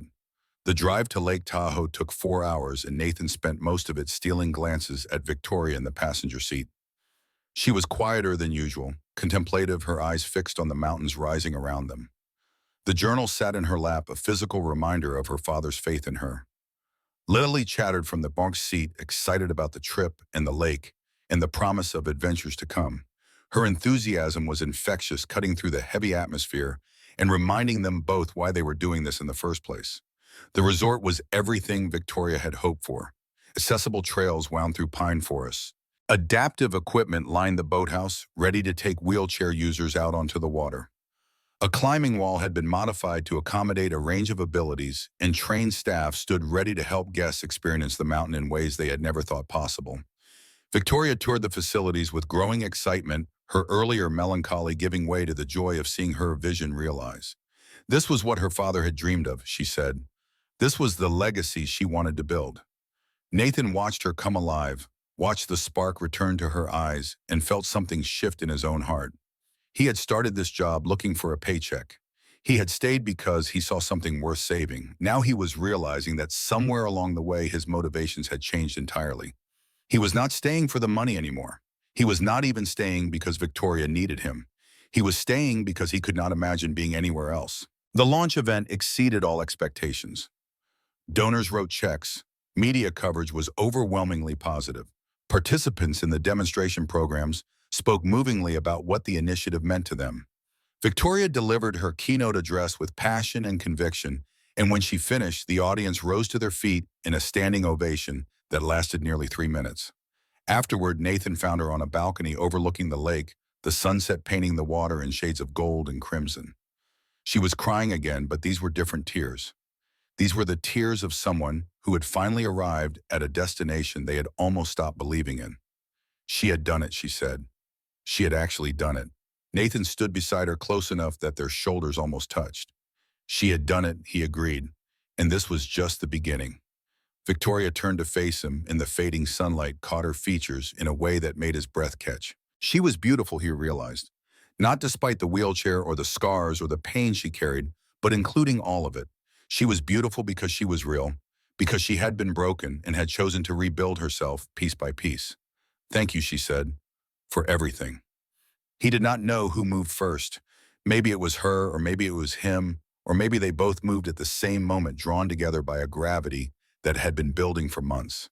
But suddenly her lips were on his, and he was kissing her back, and the world narrowed to the single point of contact between two people who had been alone for far too long. The kiss lasted only seconds, but it changed everything. When they pulled apart, Victoria's eyes were wide with surprise and something that looked like fear. She did not know what this meant, she said. She did not know if she was ready for what this might become. Nathan took her hand, threading his fingers through hers. They did not have to know, he told her. They did not have to have all the answers right now. They just had to be willing to find out together. Victoria looked at their joined hands at the man who had refused to give up on her at the future that suddenly seemed full of possibility instead of pain. "Okay," she said finally. "Together." Below them, the lake reflected the last light of the sun, and somewhere in the distance, a bird called out across the water. The mountains stood silent and eternal witnesses to countless stories of struggle and triumph. This was just one more. But for Nathan and Victoria, it was the only one that mattered. The drive back to San Francisco felt different from the journey out. The mountains that had loomed so large in the rear-view mirror seemed smaller now, less threatening, as if Victoria's triumph had somehow diminished their power over her. Lily slept in the backseat exhausted from 2 days of adventure and new experiences, her head lolling against the window with the boneless grace of childhood. Nathan kept his eyes on the road, but his awareness remained fixed on the woman beside him, on the kiss that still burned on his lips, on the uncertain territory they had entered together. Victoria broke the silence first. She needed to tell him something, she said, and her voice carried the weight of a decision carefully made. The kiss had not been a mistake. She did not regret it, but she was terrified of what came next. Nathan glanced at her, then back at the road. He understood terror, he replied. He had been living with it for 4 years. The trick was not to let it make your choices for you. She had been letting fear make her choices for 2 years, Victoria admitted. Fear of failure, fear of rejection, fear of hoping for something and watching it slip away. But somewhere along the way, she had stopped being afraid of him, of them. That scared her more than anything else. The highway stretched before them, straight and endless, carrying them toward a future neither could fully imagine.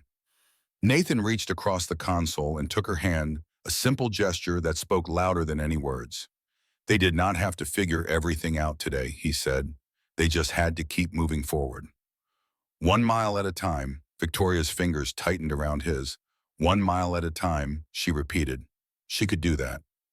The weeks following the Lake Tahoe launch brought a new rhythm to their lives. The Adaptive Recreation Initiative demanded constant attention, and Victoria threw herself into the work with characteristic intensity.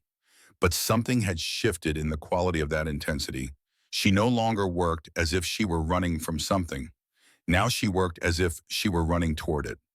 Nathan watched the transformation with quiet wonder. The woman who had once hurled medication bottles at his head now consulted him on major decisions. The employer who had tested his patience with impossible demands now valued his opinion as an equal partner.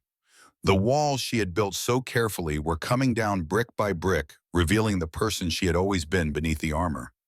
Their relationship evolved in ways that surprised them both. There were no grand declarations, no dramatic moments of commitment.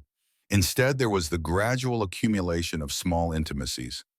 Coffee shared in the early morning before Lily woke, hands touching across conference tables during endless meetings, looks exchanged that communicated entire conversations without a single word.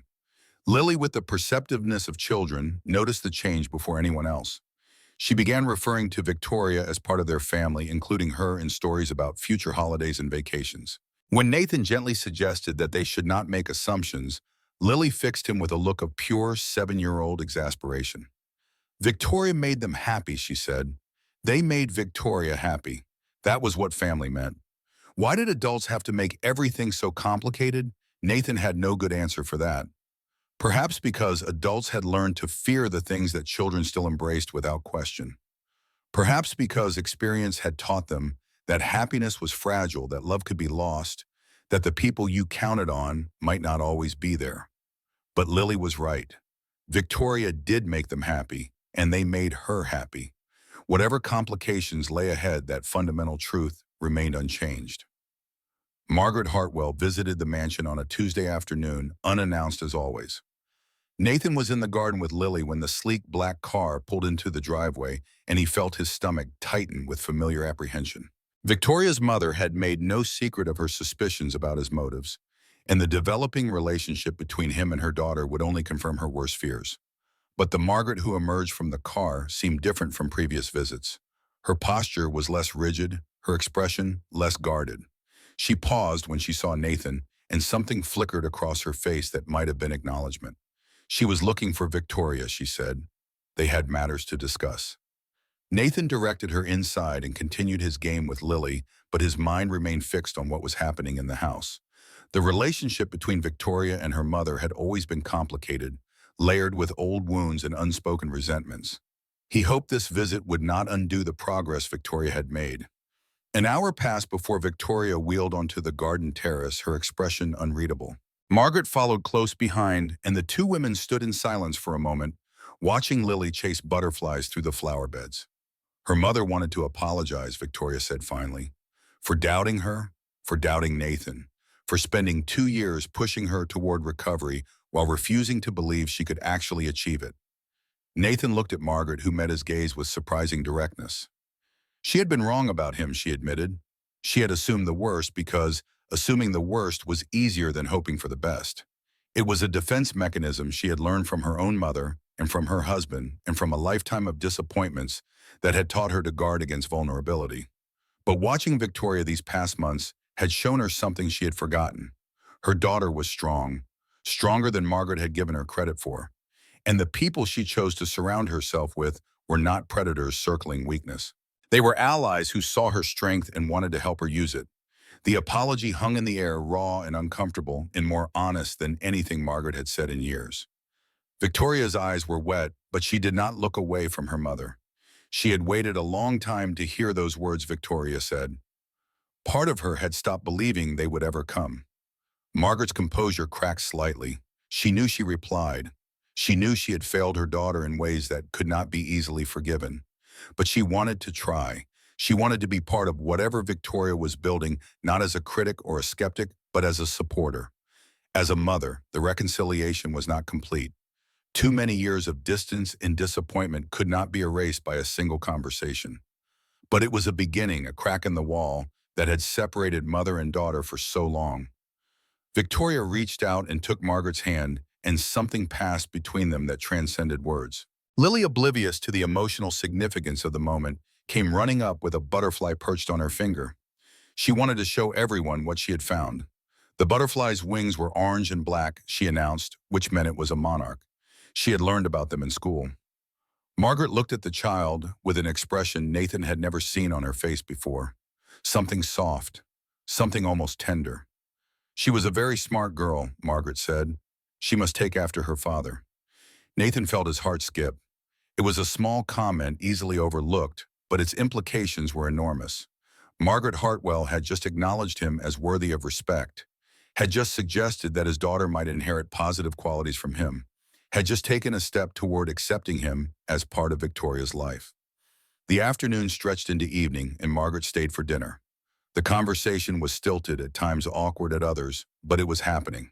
3 generations of women sat around the same table learning to see each other through new eyes. Nathan watched from the periphery, content to witness rather than participate, grateful for the healing that was finally beginning to take place. After Margaret left, Victoria found Nathan in the kitchen washing dishes while Lily drew at the table. She wrapped her arms around him from behind, resting her chin on his shoulder in a gesture of comfortable intimacy. Her mother had asked about him, she said, about his intentions, about where he saw their relationship going. Nathan's hands stilled in the soapy water. What had she told her? The truth, Victoria replied, that she did not know exactly where they were going, that she was still learning to trust, still learning to hope, but that she wanted to find out. With him. Nathan turned to face her suds dripping from his fingers. That was enough for now, he said. They would figure out the rest together. Lily looked up from her, drawing her face bright with interest. Were they talking about getting married? Because if they were, she had some ideas about the flower arrangements. She wanted sunflowers and a dragon. Could they have a dragon at the wedding? Nathan and Victoria exchanged looks, caught between amusement and embarrassment. They were not talking about getting married, Nathan said carefully. They were just talking. But they might talk about it later, Lily pressed. Right? Because that was how it worked in stories. First people fell in love, and then they got married, and then they lived happily ever after. Victoria laughed, a sound that still caught Nathan off guard with its warmth. Life was not always like stories, she told Lily. Sometimes it was messier and more complicated. But the happily ever after part, that was worth working toward. Lily considered this with the seriousness she brought to all important matters. Okay, she decided, but she still wanted sunflowers. Summer faded into autumn, and the Adaptive Recreation Initiative grew beyond anyone's expectations. The Lake Tahoe program expanded to include winter sports with skiing and snowboarding adaptations that drew participants from across the country. A second location opened in Colorado, followed by a third in Vermont. The Hartwell Foundation, once on the brink of dissolution, now stood at the forefront of a movement that was changing lives. Victoria traveled constantly, speaking at conferences, meeting with donors, advocating for accessibility in outdoor recreation. Nathan accompanied her when he could, managing logistics and providing support, but increasingly Victoria needed less support. Her confidence had grown along with her physical strength. She still used a wheelchair for long distances, but she could now walk short stretches with just a cane, her steps slow but steady. The progress was not linear. There were setbacks, days when her body refused to cooperate, when the old despair threatened to resurface. But Victoria had learned to weather those storms without letting them sink her. She had learned that bad days did not erase good ones, that temporary failure did not mean permanent defeat. One evening in late October, Nathan found Victoria in her father's study, surrounded by photographs and documents. She was compiling a history of the foundation. She explained, tracing its evolution from her father's modest beginnings to its current prominence. She wanted to create a permanent record, something that future generations could look to for inspiration. She had discovered something in the archives, she continued. Something that changed how she understood her father's vision. The document was a letter dated 6 months before James Hartwell's death. He had written it to the Foundation's board, outlining his hopes for the organization's future. The letter spoke of expansion, of innovation, of reaching people who had been overlooked by traditional recreation programs. It spoke of his daughter, of his confidence in her ability to lead, of his belief that she would carry his vision further than he ever could. But the part that struck Victoria most deeply was a single paragraph near the end. James had written about failure, about the expeditions that had not reached their summits, about the programs that had not achieved their goals.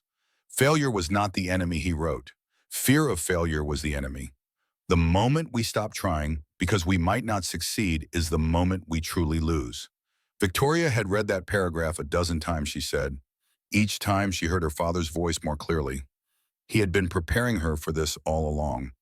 Not for success, but for the courage to keep trying regardless of outcome. Nathan sat beside her, looking at the letter, at the confident handwriting of a man who had known he was dying and had chosen to use his remaining time building something that would outlast him. Her father would be proud, Nathan said, of the foundation, of the initiative, of her. Victoria nodded, tears sliding down her cheeks. She knew, she whispered. For the first time in 2 years, she actually knew. The holidays approached, bringing with them a flurry of activity and decisions. Victoria invited Nathan and Lily to spend Christmas at the mansion, and after much deliberation, Nathan accepted.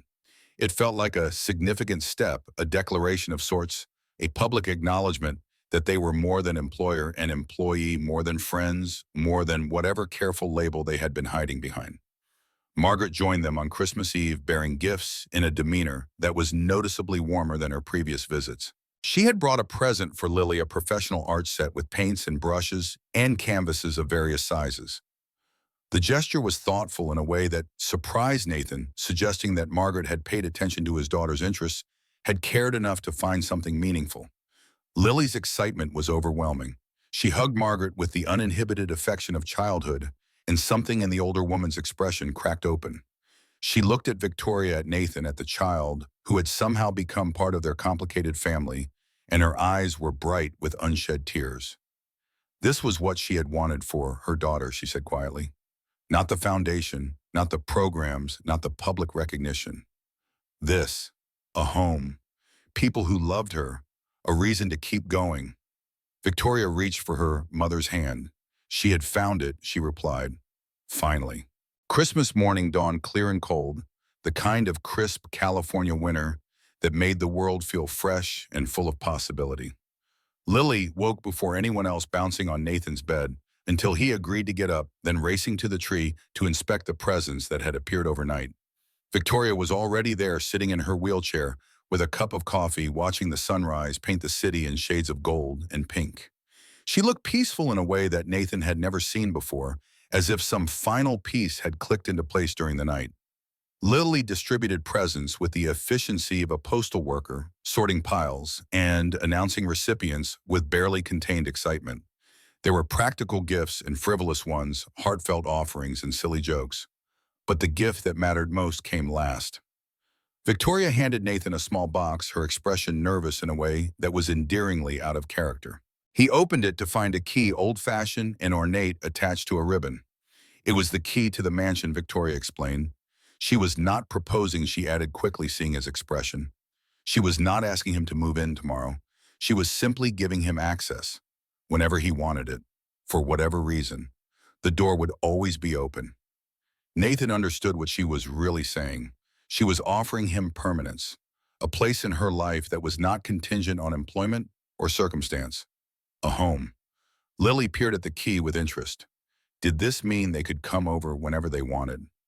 Even for breakfast, because she really liked the pancakes that Angela made. Victoria laughed, the sound mingling with the morning light. Yes, she confirmed, even for breakfast. Nathan looked at the key in his hand, at the woman who had given it to him, at his daughter, already planning future meals. A year ago, he had walked into this mansion desperate for a paycheck. Now he was being offered something he had stopped believing he would ever find again. A family, a future, a home. Thank you, he said, and the words felt inadequate for everything they contained. Victoria smiled, that rare, full smile that transformed her entire face. Thank you for staying, she replied. For believing in me when I could not believe in myself. Lily inserted herself between them, wrapping an arm around each. This was the best Christmas ever, she announced. But next year she still wanted sunflowers, just in case. The new year brought new challenges and new opportunities. The Foundation's winter programs launched to overwhelming demand, and Victoria found herself managing a staff that had tripled in size. Nathan took on an official role as Director of Operations, a position that formalized what had already become reality. They worked side by side, building something that neither could have built alone. Spring arrived with the kind of sudden beauty that California did so well, hillsides erupting in wildflowers, and air carrying the promise of warmth. Victoria's physical therapy had reached a new milestone. She could now walk nearly 100 feet with her cane, slowly but independently. Her doctor spoke cautiously about continued improvement, about the possibility that she might eventually regain more function than anyone had initially predicted. But Victoria had stopped measuring her worth by what her body could or could not do. She had learned that ability was not the same as value, that contribution did not require physical perfection, that the most important journeys were not always taken on foot. On a warm evening in late April, Victoria asked Nathan to join her in the garden. The sun was setting, painting the sky in shades of orange and purple, and the air smelled of jasmine and possibility. She had been thinking, she said, about the future, about what she wanted her life to look like in 10 years, 20 years, 50 years. Nathan waited, sensing that something significant was coming. She wanted him in that future, Victoria continued, him and Lily, not as employees or friends or whatever inadequate term they had been using, as family, real family, the kind that showed up for each other, that weathered storms together, that chose each other, not because they had to, but because they wanted to. She was not good at this, she admitted, at vulnerability, at asking for things, at letting people see what she really wanted.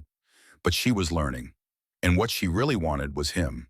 Nathan looked at this woman who had fought so hard, who had rebuilt herself from broken pieces, who had found the courage to hope again after years of despair. He thought about Sarah, about the promise he had made to stay open to love, to teach Lily that happiness was worth pursuing. He thought about everything that had led him to this moment, every twist of fate and choice and circumstance. He wanted that too, he said, all of it. The family, the future, the 50 years. Whatever came next, he wanted to face it with her. Victoria's eyes filled with tears, but she was smiling. So it was decided, she said. They were doing this. They were doing this, Nathan confirmed. Together. The wedding took place on a Saturday in June, exactly 1 year after the Lake Tahoe launch. It was small and simple, held in the mansion's garden, with only close friends and family in attendance. Lily served as flower girl, scattering sunflower petals down the aisle, with an enthusiasm that sent several guests diving for cover. Victoria walked to the altar on her own 2 feet, using her cane, her steps slow but steady. She had practiced for weeks, determined to make this journey without assistance. It took her nearly 5 minutes to cover the distance, and not a single person minded the wait. Nathan watched her approach with tears streaming down his face. She was beautiful in a simple white dress, her hair loose around her shoulders, her expression radiant with joy. This was not the angry, bitter woman he had met a year and a half ago. This was someone transformed, someone who had found her way back to herself. The vows they exchanged were personal and unrehearsed. Victoria spoke of walls and the courage to tear them down. Nathan spoke of showing up, of staying, of choosing each other every day. Lily interrupted twice to remind everyone about the sunflowers which she felt were not receiving adequate appreciation. Margaret sat in the front row crying openly, all pretense of composure abandoned. Angela stood nearby, dabbing at her eyes with a handkerchief she had prepared for this exact purpose. The small gathering radiated warmth and acceptance, a testament to the family that Victoria and Nathan had built together. When the officiant pronounced them married, Lily cheered so loudly that birds took flight from nearby trees. She launched herself at both of them, creating a group embrace that was awkward and perfect and exactly right. "Can I call her Mom now?" Lily asked, her voice muffled against Victoria's dress. "I have been waiting forever." Victoria pulled back to look at her, this child who had drawn knights in wheelchairs and believed in dragons and loved without reservation or fear. "Yes," Victoria said, and her voice broke on the word. "You can call me Mom." Lily's face lit up with pure joy. Finally, she declared, "This is officially the best day ever."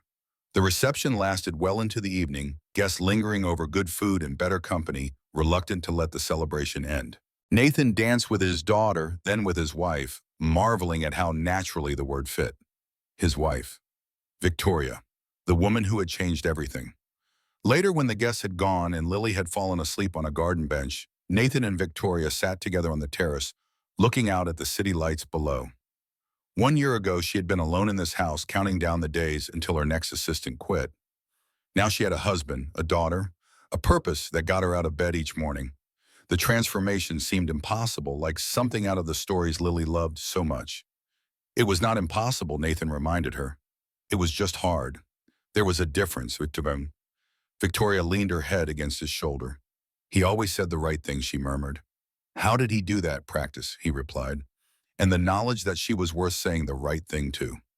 They sat in comfortable silence, watching the lights of San Francisco twinkle like earthbound stars. Somewhere in the house, their daughter slept peacefully, dreaming of dragons and adventures. Somewhere in the city, thousands of lives continued their individual journeys, each one a story of struggle and hope, and the endless human capacity for change. This was not the end of their story. Marriage was not a destination, but a beginning, the start of a new chapter in a book that would continue to be written for years to come. There would be challenges ahead, obstacles to overcome, moments of doubt and difficulty, but they would face them together, the three of them, this unlikely family that had been built from broken pieces and stubborn hope. The Adaptive Recreation Initiative continued to grow in the months following the wedding. New programs launched across the country, each one carrying the Hartwell name and the vision that James had planted and Victoria had nurtured into bloom. Participants came from every background, every ability level, every walk of life. They climbed mountains in adaptive gear, kayaked rivers in specialized boats, skied slopes that had once seemed impossibly out of reach. Victoria traveled to each new location, speaking to participants and staff, sharing her story and listening to theirs. She no longer saw her wheelchair as a limitation. She saw it as a credential proof that she understood the challenges her participants faced, evidence that obstacles could be overcome. Nathan managed operations from San Francisco, keeping the complex machinery of the foundation running smoothly. Lily started second grade and immediately began evangelizing about adaptive sports to her classmates, several of whom had family members with disabilities. Her drawings now featured elaborate scenes of people in wheelchairs scaling mountains, kayaking rapids, soaring through the air on adaptive ski equipment. The 1-year anniversary of the initiative's launch approached, and Victoria planned a celebration that would bring together participants, donors, and advocates from across the country. The event would be held at Lake Tahoe, where it had all begun, a full-circle moment that felt appropriate for everything they had accomplished. Nathan watched the preparations with a mixture of pride and wonder. The woman who had once hidden from the world was now leading a movement. The woman who had believed herself worthless was now inspiring thousands. The woman who had pushed everyone away was now surrounded by people who loved her. On the morning of the anniversary event, Victoria woke early and made her way to the window. The lake stretched before her, calm and blue and full of possibility.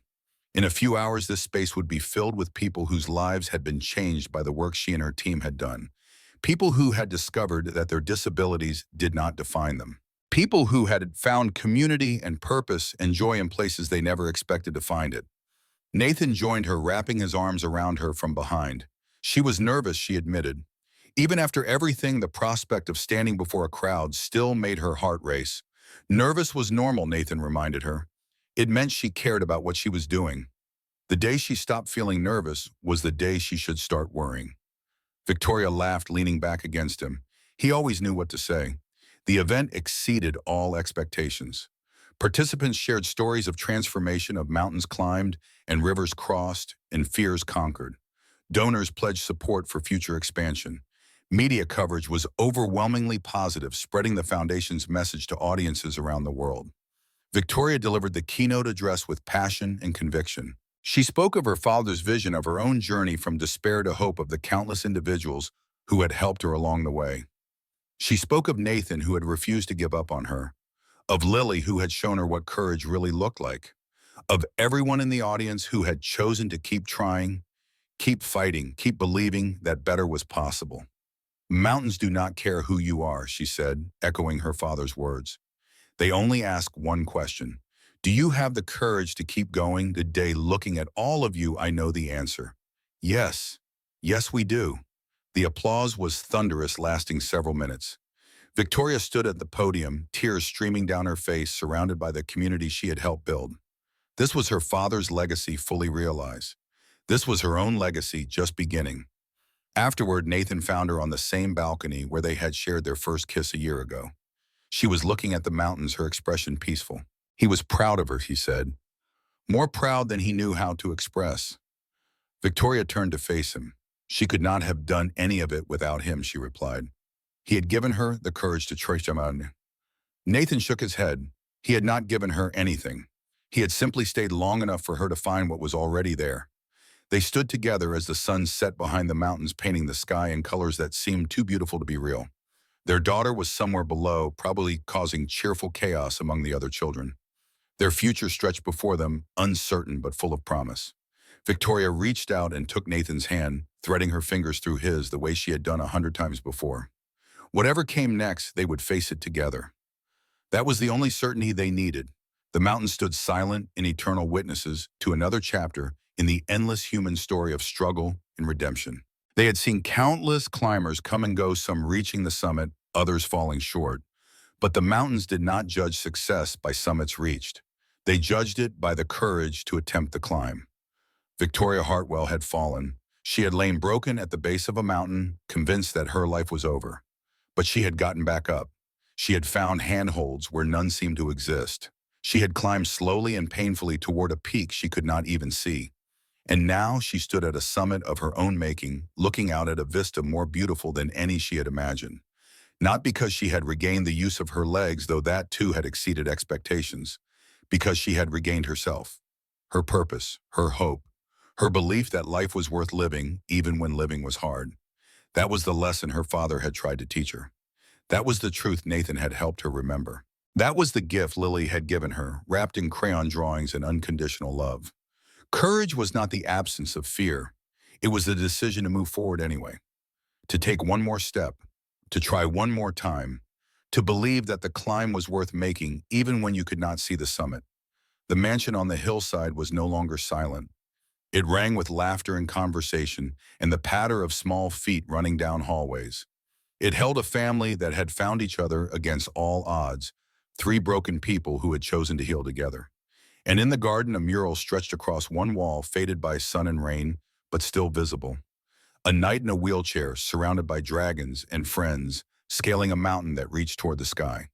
A reminder that heroes came in all forms, that limitations were not the same as endings, that the greatest adventures were not about where you went, but who you became along the way. This was their story. It was not finished. It would never be finished, not as long as there were mountains to climb and dreams to chase and love to share. But for now, for this moment, it was exactly right. The sun set behind the Sierra Nevada, and somewhere in the distance, a bird sang its evening song. Nathan and Victoria stood together, hands clasped, hearts full, facing whatever came next. Together. always together.